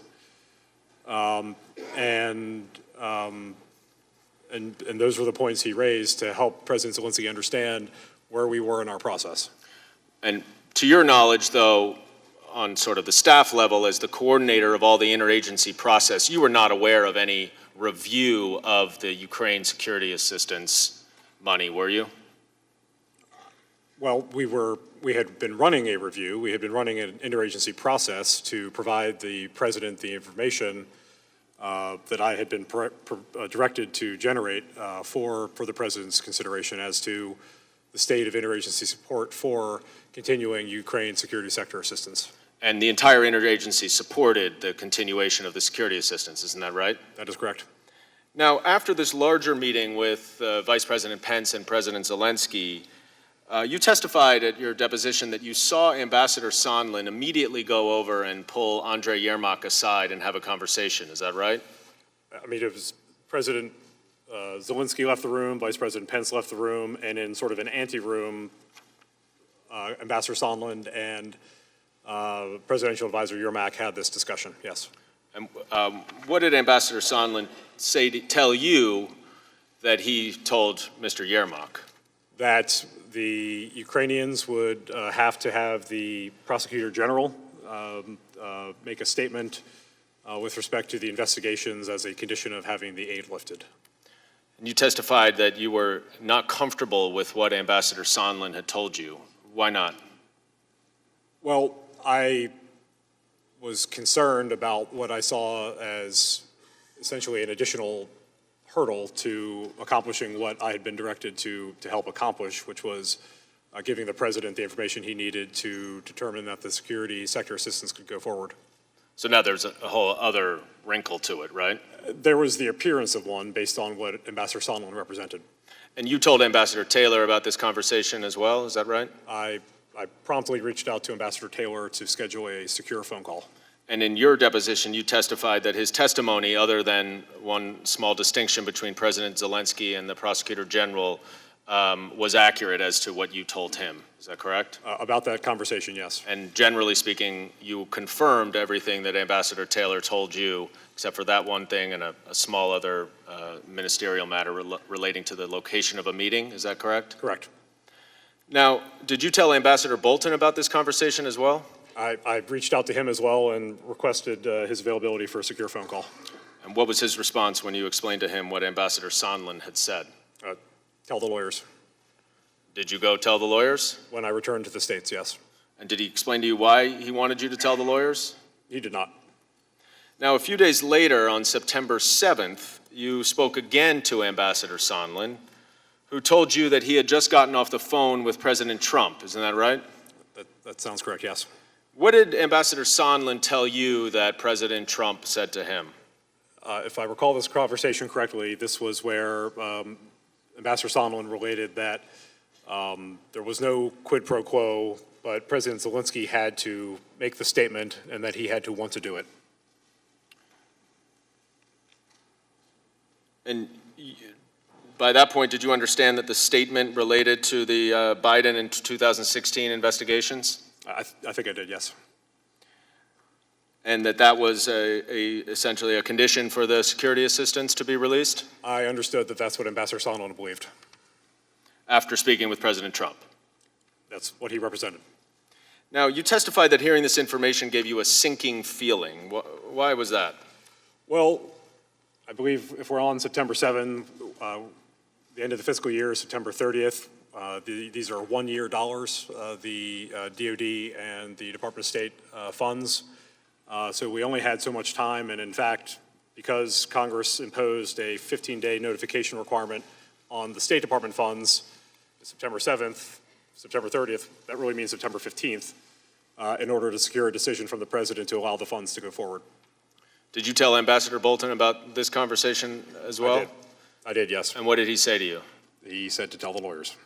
And why did he say to tell the lawyers? He did not explain his direction. But he doesn't tell you to go tell the lawyers because you're running up on the 8-day deadline there, right? Again, I don't know why he directed that, but it seemed reasonable and was consistent with what I was going to do anyway. And you weren't going to go tell them because of that concern, right? You were concerned about what you were hearing Ambassador Sondland relay to you, correct? So just so we're clear, you reported 2 concerning conversations that you had with Ambassador Sondland to the lawyers in early September, in which you understood from him that the president was withholding security assistance as additional leverage to get Ukraine to publicly announce the specific political investigations that President Trump had discussed on the July 25th call. Is that accurate? I was concerned about what Ambassador Sondland was saying were requirements, yes. Right. And you understood, though, that the investigations that Ambassador Sondland was referring to were the 2 that President Trump referenced on the July 25th call, correct? At this point, yes. And during this early September time period, Mr. Morrison, did you have any conversations with Ambassador Volker about any of this? I believe we had one conversation. And what do you recall about that conversation? I believe on or about September 6th, Ambassador Volker was in town to provide an update on some of his activities, and he provided that update, and then we had a one-on-one conversation about this track, this separate process. And what do you recall saying to him about the separate process? I think I was interested in understanding his understanding of events. Did you explain to him what your understanding of events was? I think I was primarily on receive mode. Okay. And Ambassador Volker, do you recall this conversation? Thank you. I do remember a conversation with Tim. I'm not sure about the timing. I left around that time to go on a trip, and so it may have been a little bit earlier. I'm not sure about the timing. And what I do remember the discussion being is Tim asking me, what is my impression of the role that Ambassador Sondland plays? And my response to that was, well, I find it helpful that he has political contacts in the White House. I don't have those contacts. I'm working the national security, the diplomatic front, but I don't have the political contacts. And so if he's able to use those to support the same goals that we are working toward, then I view that as helpful. Well, that's a good segue to our next exhibit, which is a September 8th text exchange with you and Ambassador Taylor and Ambassador Sondland. And at the top, Ambassador Sondland says, guys, multiple convos with Z, that's Zelensky, period, POTUS, period, let's talk. And then Ambassador Taylor, about 16 minutes later, says, Gordon and I just spoke, I can brief you, meaning you, Ambassador Volker, if you and Gordon don't connect. Approximately 1 hour later, Ambassador Taylor says, the nightmare is they give the interview and don't get the security assistance. The Russians love it, and I quit. And then at the bottom, about 5 hours later, how do you respond? Say, I'm not in the loop. Talk Monday? So you were not in the loop in terms of all of these conversations that Ambassador Taylor, Mr. Morrison, Ambassador Sondland were having? Yes, that's correct. And now ultimately the hold was lifted on September 11th. Is that right, Ambassador Volker? That's my understanding. Okay. And Mr. Morrison, were you aware that prior to September 11th that the White House, that there was a whistleblower complaint circulating around the White House? I don't believe so, no. But you were aware of a request to preserve records, were you not? We received a number of those requests. I have a general recollection of one as it related to Ukraine. And one final question, when was the hold lifted? As I understand it, the president gave that direction the evening of September 11th. Which was 2 days after Congress announced an investigation. Were you aware of that? I believe I was familiar with the letter from the 3 committee chairmen. I yield. That concludes the majority, 45 minutes. Before I turn to the minority, are you both and your counsel okay, or do you need a break? Okay. Ranking Member Nunez, you're recognized for 45 minutes. Well, Ambassador and Mr. Morrison, I have some bad news for you. TV ratings are way down, way down. Don't hold it personally. I don't think it's you guys. But whatever drug deal the Democrats are cooking up here on the dais, American people aren't buying it. I know you both answered this in your opening statements, but I just want to bring a little more clarity to it. Mr. Morrison, I'll start with you. Did anyone ever ask you to bribe or extort anyone at any time during your time in the White House? No, sir. And you were the top person for Ukraine in the White House, correct? At the NSC level. I would argue Ambassador Bolton would be, but Reporting to Ambassador Bolton. I was a senior official, yes, sir. Ambassador Volker, you have a storied career. We're very thankful for your service, and you were the special envoy to Ukraine. That is correct. Did anyone at the White House ever ask you to bribe or extort anything out of anyone at any time? No, sir. Thank you. I want to thank you both for being here, and I'll yield to Mr. Castor. Thank you, Mr. Nunez. Thank you both for being here today and also for participating in the lengthy depositions. Ambassador Volker, you were the first one on October 3rd, and Mr. Morrison, you were with us on Halloween. So thank you for your participation. Mr. Morrison, also want to thank you. You're a longtime Hill staffer. I certainly have appreciation for that, nearly 20 years. So thank you. And Ambassador Volker, Hatboro, Pennsylvania resident. Absolutely. It's an incredible part of the country. Very proud of it. Yeah, I'm from nearby. Just want to walk through some of your positions. You were Senate confirmed ambassador to NATO for a stint, That is correct. and then you were at the State Department, and your portfolio spanned much of what I believe George Kent has currently. I was the principal deputy assistant secretary, so I had all of, working for the assistant secretary, had all of Europe and Eurasia, and particular responsibility for NATO, Western Europe, and the European Union. And then you were involved with the National Security Council. You were the director for NATO and Western Europe, That is correct. and then you were the senior director for European and Eurasian affairs. I was acting for several months, 6 months or so. in that Okay, capacity. Much like Same the job job that that Tim had. Mr. Morrison had. And we'll note that all the witnesses that we have interacted with have just heaped praise on you. Ambassador Yovanovitch said you were a brilliant diplomat, so that's very high praise. And for over 2 years, you served as the special representative for Ukraine negotiations, That is correct. and you served for free. That is correct. You served on a voluntary basis. I did. And you put a lot of time and effort into that job, didn't you? Yes, I did. And the taxpayers certainly got their money's worth, didn't they? Not for me to say.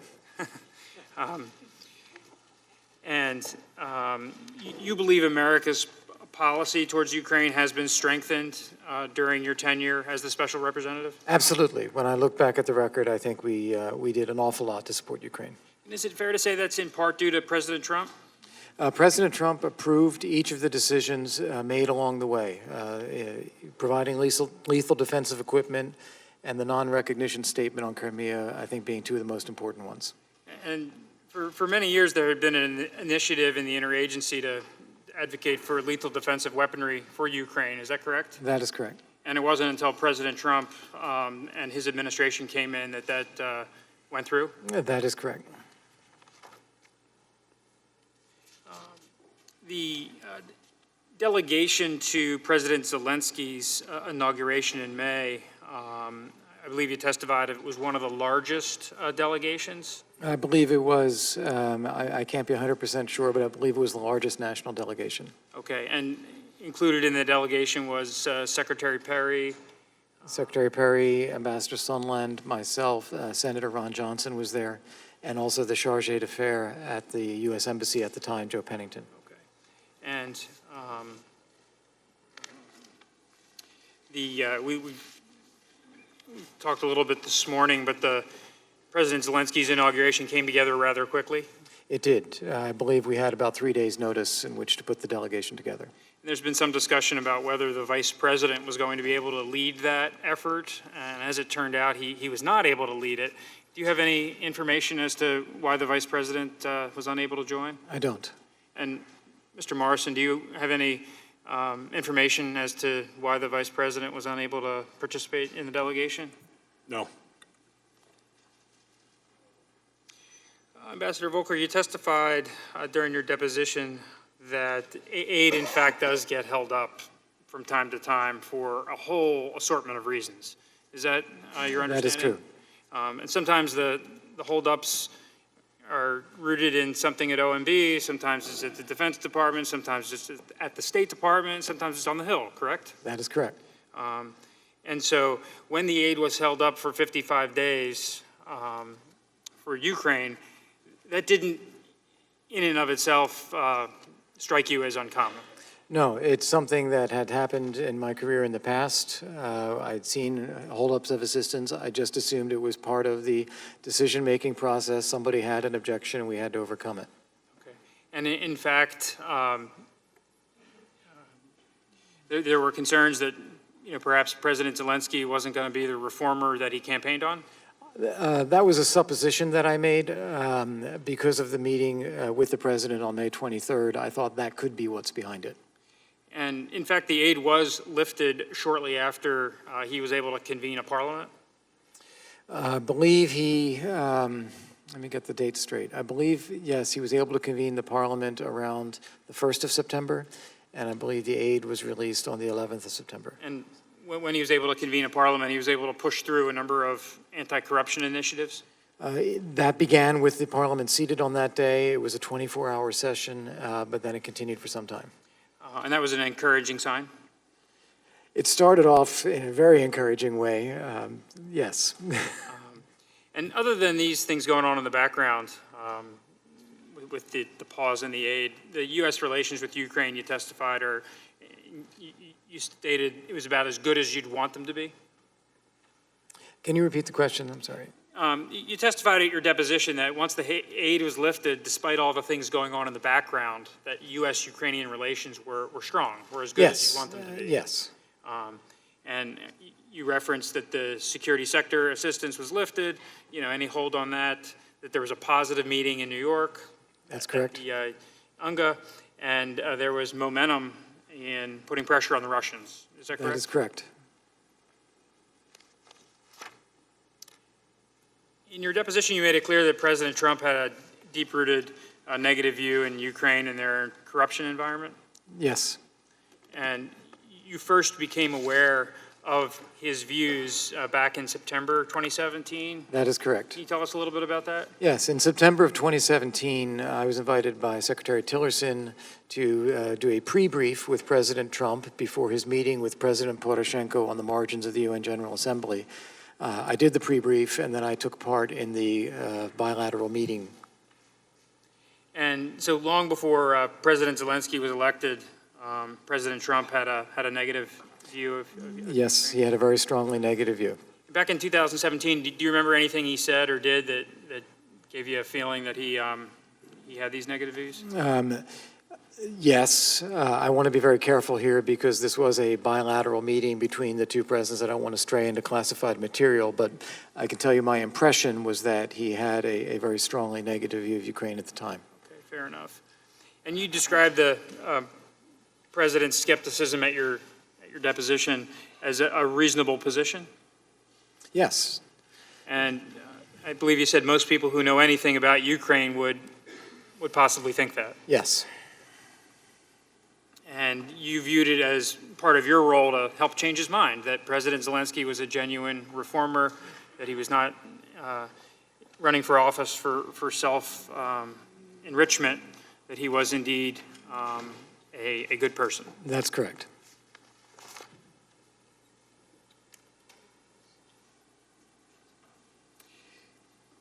During the May 23rd meeting with the President in the Oval Office, could you just relate to us the concerns the President articulated about Ukraine? Yes. The President came into the meeting and immediately started speaking. He had just a string of comments that Ukraine is a terrible place, they're all corrupt, they're terrible people, they tried to take me down. I tried to explain, along with the others that were there, each of us took turns speaking. I tried to explain that President Zelensky agrees with you, that he was elected because of that situation in Ukraine, and he has a strong mandate from the people of Ukraine to change it. And that's why it's important that we actually show him very strong support now. But the president was not convinced, and he said that Zelensky is no different, that he has terrible people around him. You know, it's not what I hear about Ukraine, what we're telling him. You know, I hear that, you know, nothing has changed, talk to Rudy, that kind of dialogue as I described. And when the president said that the Ukrainians tried to take him down, did you have any idea what he was referring to? I did. I believe that he was referring to the rumors of efforts to interfere in the 2016 election by providing damaging information about the president or about Paul Manafort to the Hillary Clinton campaign. That was one of the rumors that had been out there and that had gotten some support from the Ukrainian prosecutor general. And to the best of your knowledge, the president genuinely believed that, right? I believe he was concerned about it. I don't know what he actually believed, but he brought it up. Okay. And Mr. Morrison, you were also aware of the president's skeptical view of foreign aid generally, Yes.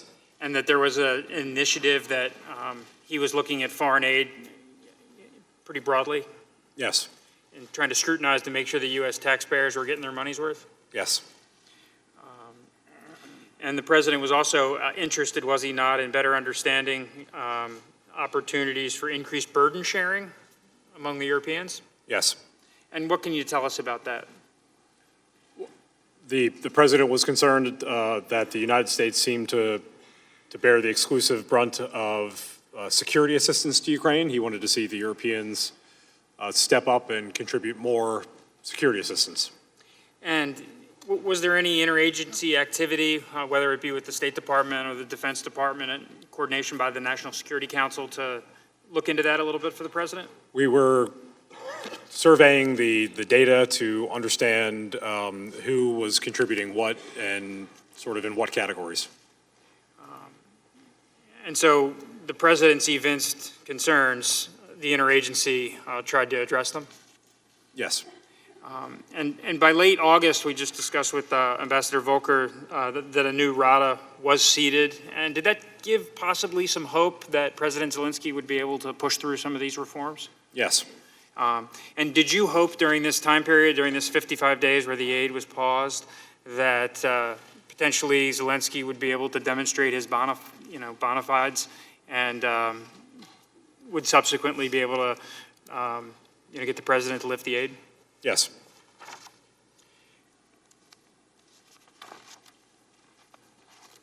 In fact, you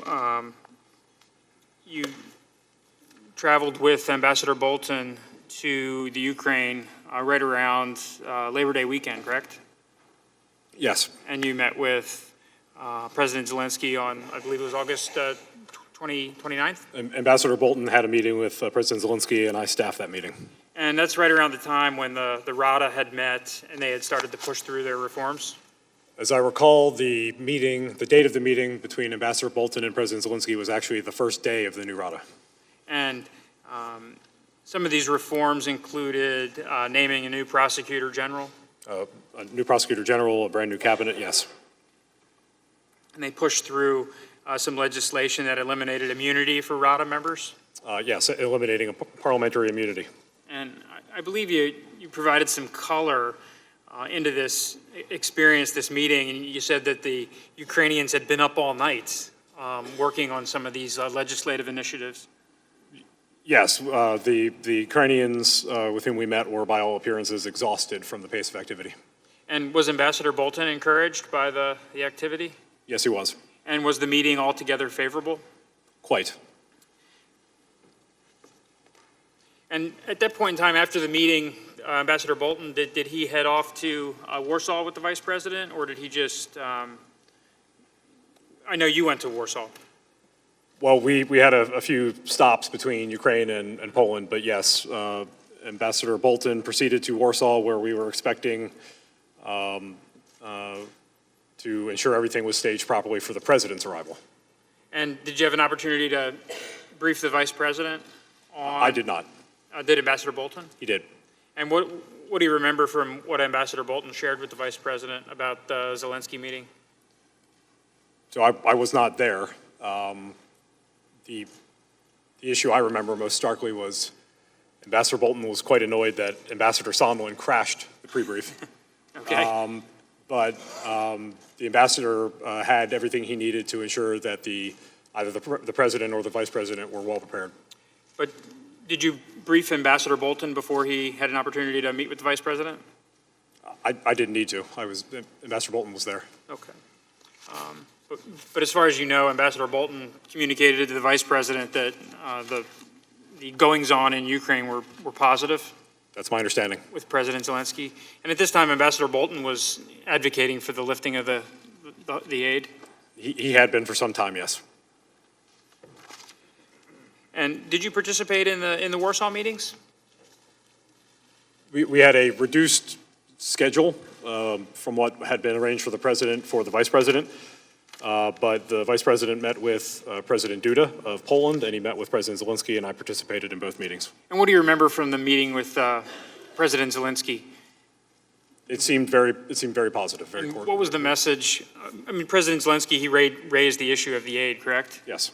And how did the vice president respond? He represented his support for the aid. He represented the strong commitment of the United States to Ukraine, and he explained that President Trump, because this is after the Politico article had come out that made clear there was a hold, he explained that what we were doing was the United States government, the interagency was examining what more Europe could do in the security space and taking a look at how Ukraine was reforming what has been a history of corruption. And was there any discussion during the meeting with President Zelensky on the part of the vice president about any of these investigations we've come to talk about? No, So Burisma wasn't raised, no, 2016 election wasn't raised, no, and the vice president didn't mention any investigations at all, did he? no.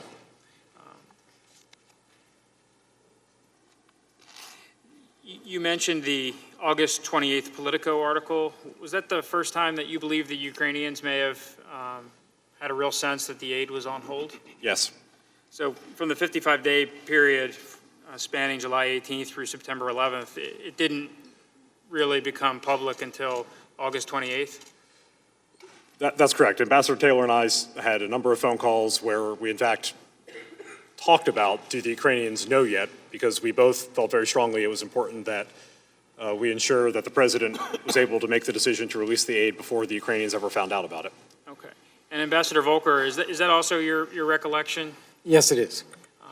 that it wasn't until the Politico article that? That's correct. I received a text message from one of my Ukrainian counterparts on August 29th forwarding that article, and that's the first they raised it with me. And can you share a little bit with us about your communications during that time period about the hold in the aid? Yes, I didn't have any communications with the Ukrainians about the hold on aid until after they raised it with me, for the same reason that Tim just gave, the hope that we could get it taken care of ourselves before it became something that they became aware of. Inside the U.S. government, I was aware that the hold was placed. I was aware of that on July 18th. It was referenced at an interagency meeting, and I got a readout from that meeting from one of my assistants.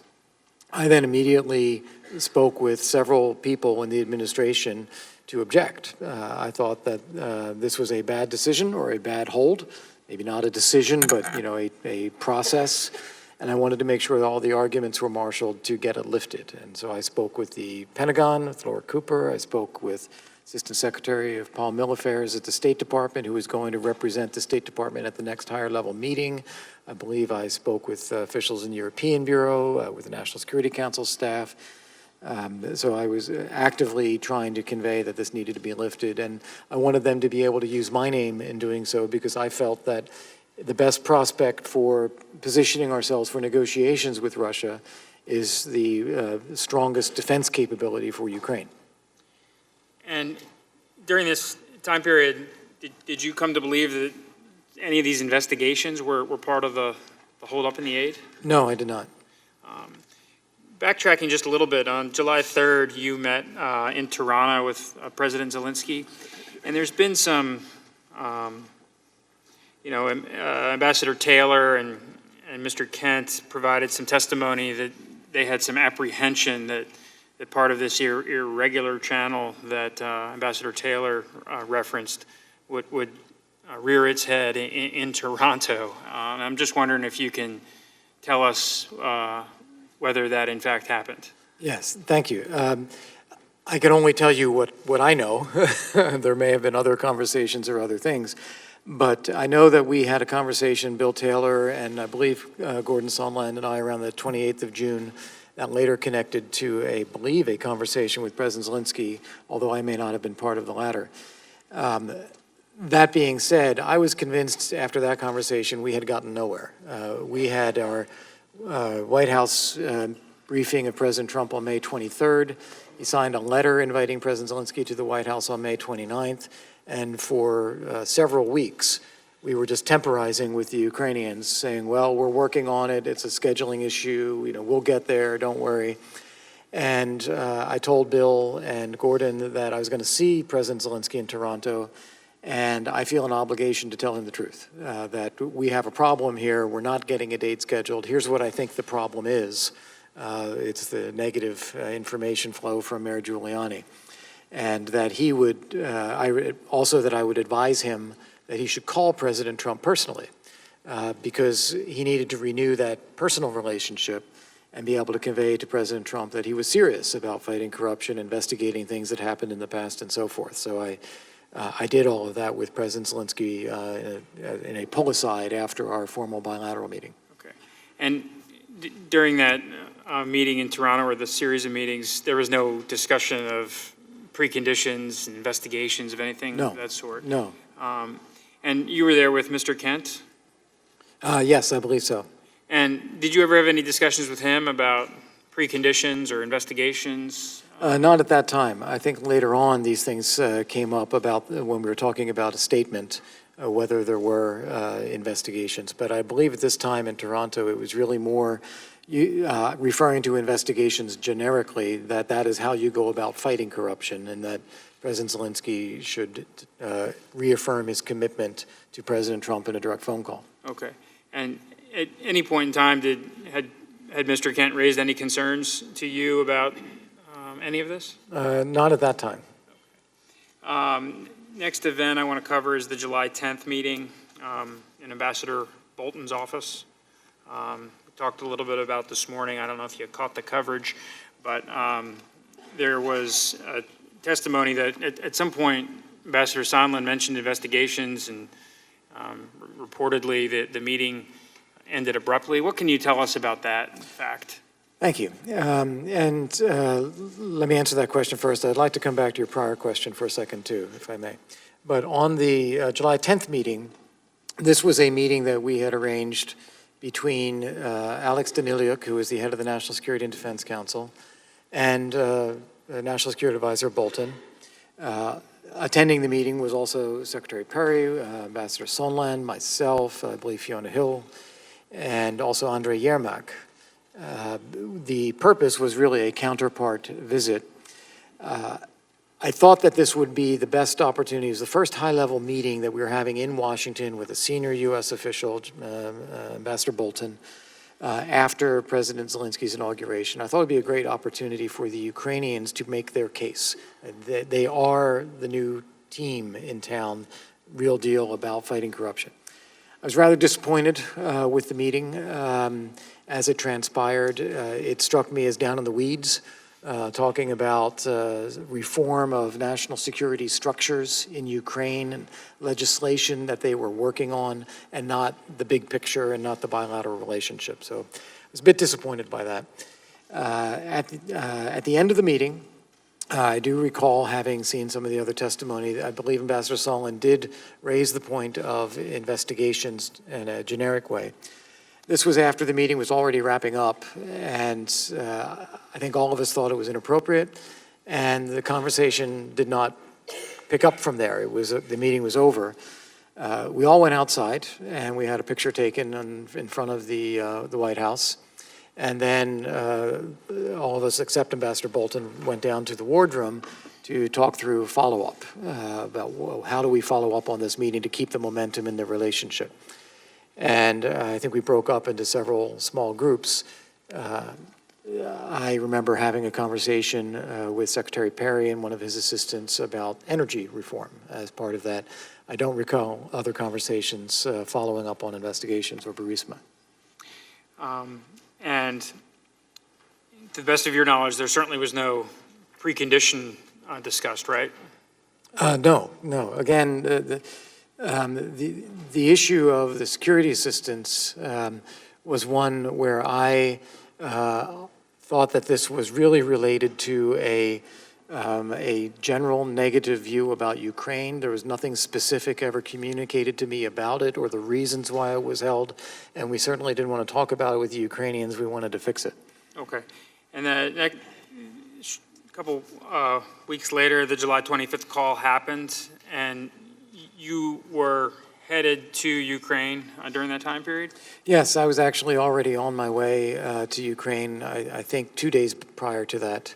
And you received readouts both from the U.S. side and the Ukrainian side. Could you tell us about that? Yes, so I was not on the phone call. I had arrived in Ukraine and I had had that lunch with Mr. Yermak that we saw on the day of the phone call.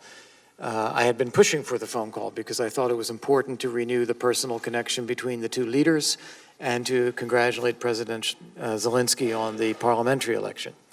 The readout that I received from Mr. Yermak and then also from the U.S. side, although I'm not exactly sure who it was from on the U.S. side, but there was a U.S. and a Ukrainian readout, were largely the same, that it was a good call. It was a congratulatory phone call for the president's win in the parliamentary election. President Zelensky did reiterate his commitment to reform and fighting corruption in Ukraine, and President Trump did reiterate his invitation to President Zelensky to come visit him in the White House. It's exactly what I thought the phone call would be, so I was not surprised at getting that as the readout. And did you ever have any discussions with Ambassador Taylor about this? At that time, we were together in Ukraine at that time. We went the very next day to visit the conflict zone, and I'm sure he heard the same readout that I did. And you had a meeting with President Zelensky on the 26th? Yes, we had a meeting the day after the phone call on the 26th in the morning before heading out to the conflict And were zone. any of these concerning elements that some witnesses have raised about the call raised in the meeting with President Zelensky? No, only the very bare bones readout that I had received. That was also how it was discussed in the meeting with President Zelensky. So to the extent there's been assertions that President Zelensky was concerned about demands President Trump had made? I don't recall that. You don't recall that? I do not recall being, or- I don't recall, well, let me turn that around and say he was very positive about the phone call. Okay. I don't recall him saying anything about demands, but he was very upbeat about the fact of the call. And there was no discussion on the part of President Zelensky on how to navigate the various I don't recall that. concerns that people have articulated about the call? I don't remember that. And Mr. Zeldin asked you in the deposition that in no way, shape, or form, in either readouts from the United States or Ukraine, did you receive any indication whatsoever for anything that resembled a quid pro quo. Is that correct? That's correct. And the same would go for this new allegation of bribery? I've only seen an allegation of bribery in the last week. It's the same common set of facts. It's just instead of quid pro quo, now it's bribery. I was never involved in anything that I considered to be bribery at all, Okay, or extortion? or extortion. Okay.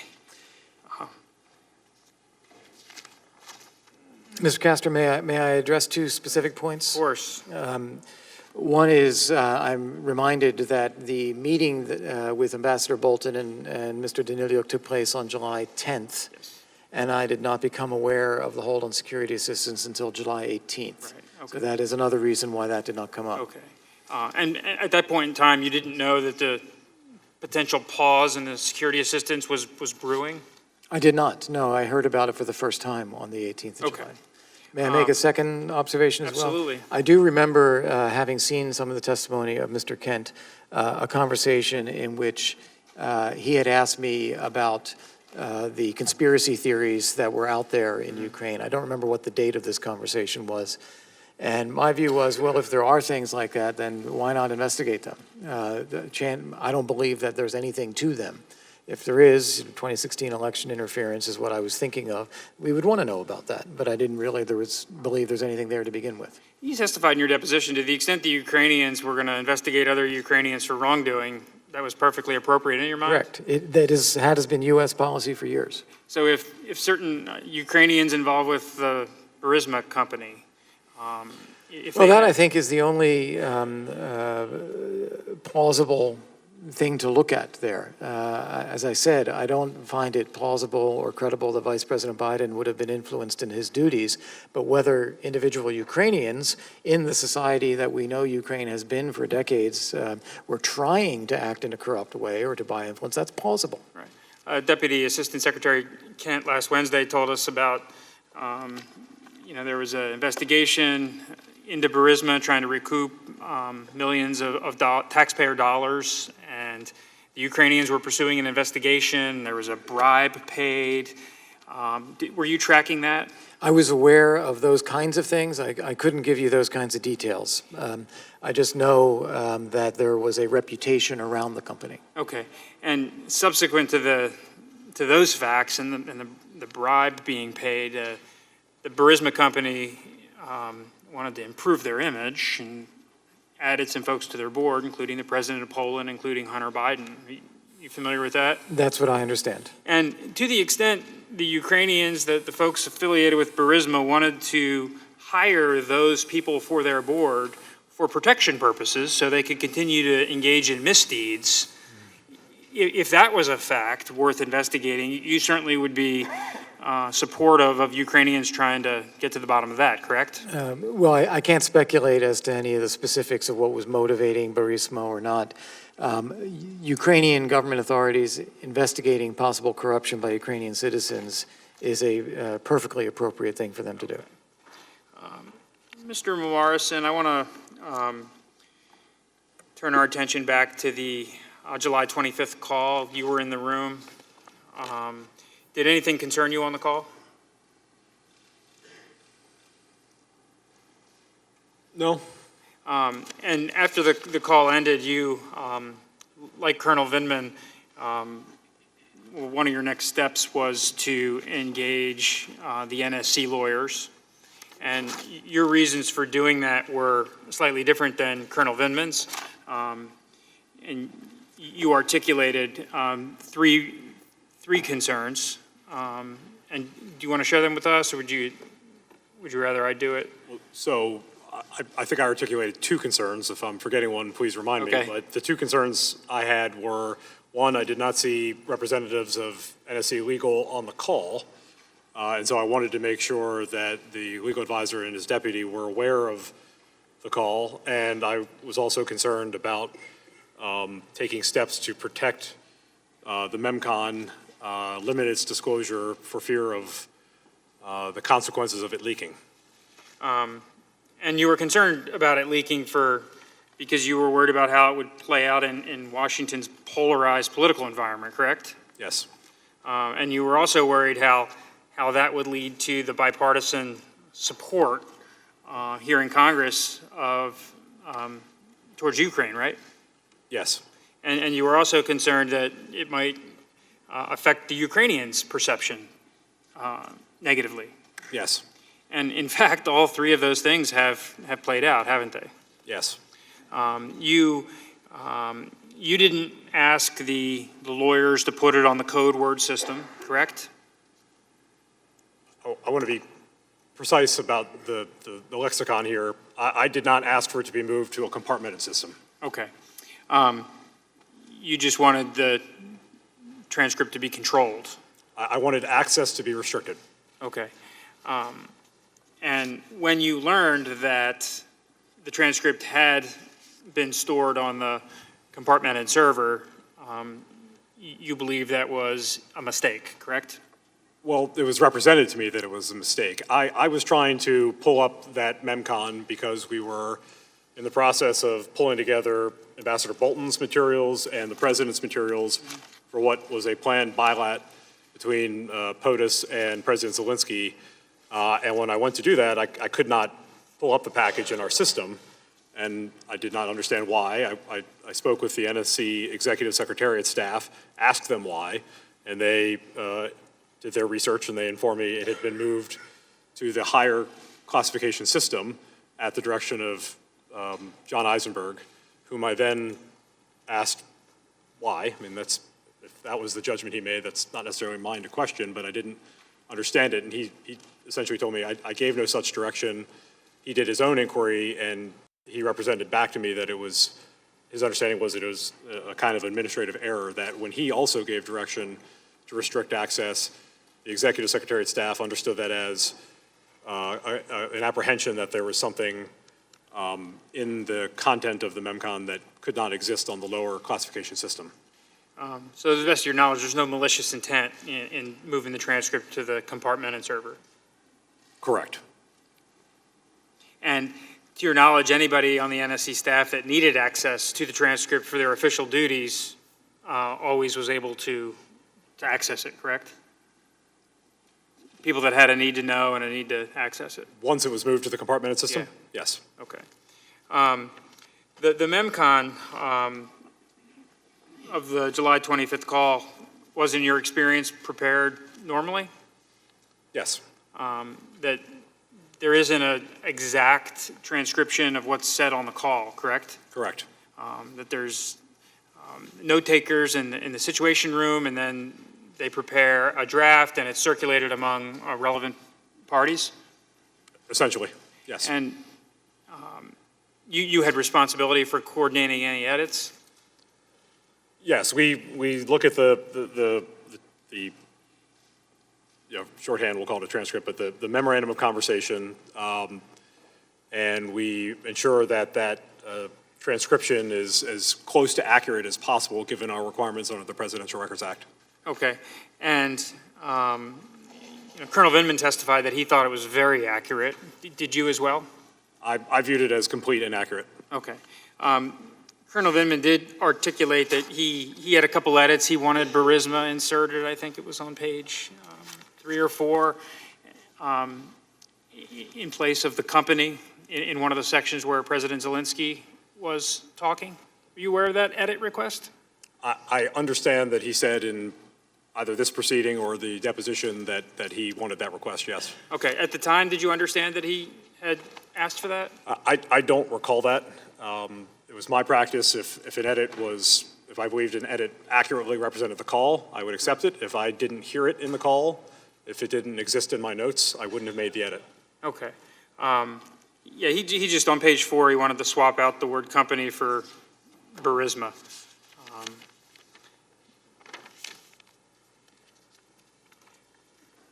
And when that edit from Colonel Vindman was not installed, did he give you any negative feedback that it was crucial that that edit get in the document? Not that I can recall. Okay.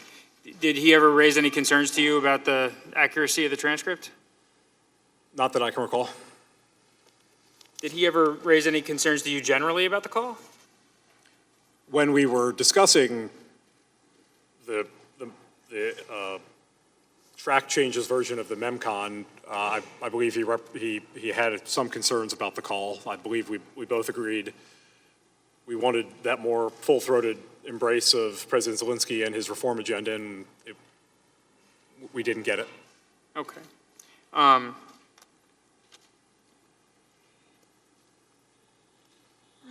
You indicated in your deposition that when you took over the portfolio for Dr. Hill, July 15th, you were alerted to potential issues in Colonel Vindman's judgment? Yes. Did she relay anything specifically to you? Why she thought that? Not as such. It was more of a overarching statement from her and her deputy, who became my deputy, that they had concerns about judgment. Okay. Did any other NSC personnel raise concerns with you about Mr. Vindman? Yes. Or, I'm sorry, Colonel Vindman? And what were some of those concerns that were brought to your attention? There were. I'm sorry, we are not going to, I'm going to instruct him not to answer.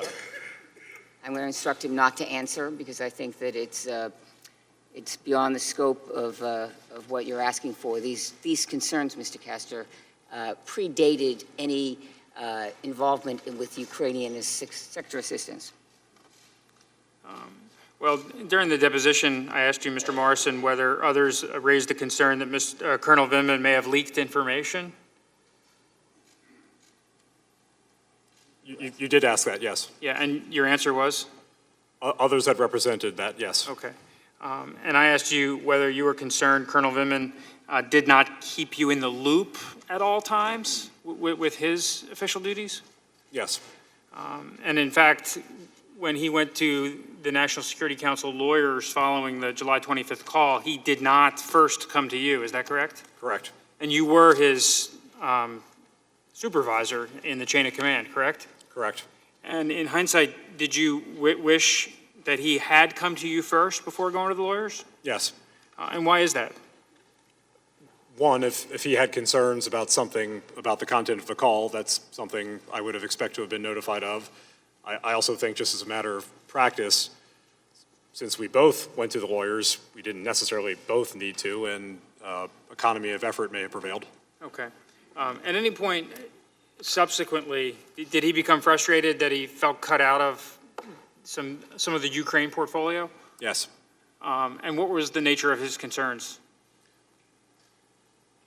Well, I think the easiest way to say it is he was concerned with respect to, for example, the Ukraine trip, that he did not go. He asked me why it was my practice to have a number of the conversations with Ambassador Taylor one-on-one, and there were certain other matters. Okay. And did you ever get the sense that you resolved his concerns, or did they linger? I explained to him my thinking, and that was that. Okay.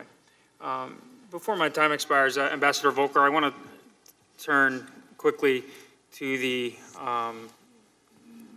what Ambassador Taylor describes as the irregular channel.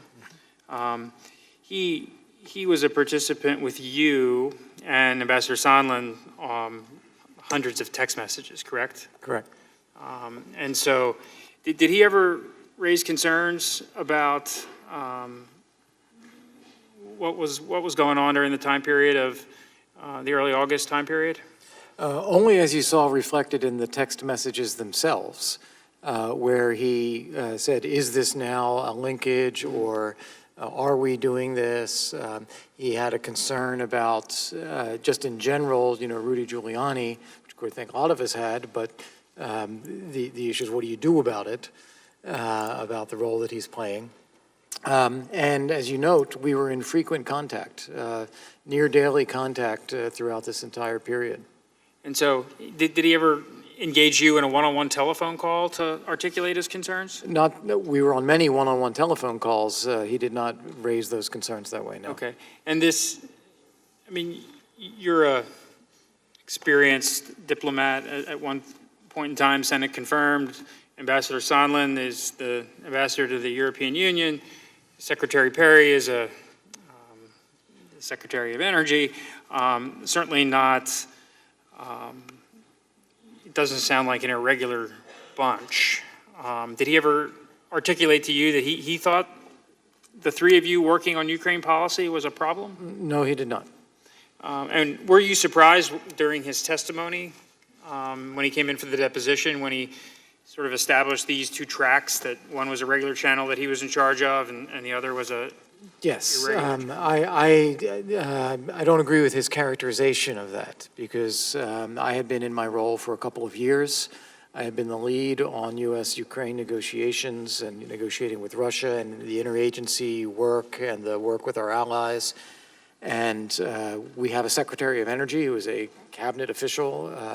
And I think having support from various U.S. officials for our strengthening our engagement with Ukraine, I view it as a very positive thing. And if the concern is not us so much then, because we're all U.S. officials, but Mayor Giuliani, I don't view that as a channel at all, because he's not a representative of the U.S. government. He's a private citizen. I viewed him as perhaps a useful barometer in understanding what may be helpful communication from the Ukrainian government, but not someone in a position to represent the U.S. government at all. Okay, thank you. Okay, why don't we take a 5 or 10 minute break? If I could ask the audience to allow the witnesses to leave the room first. We are in recess.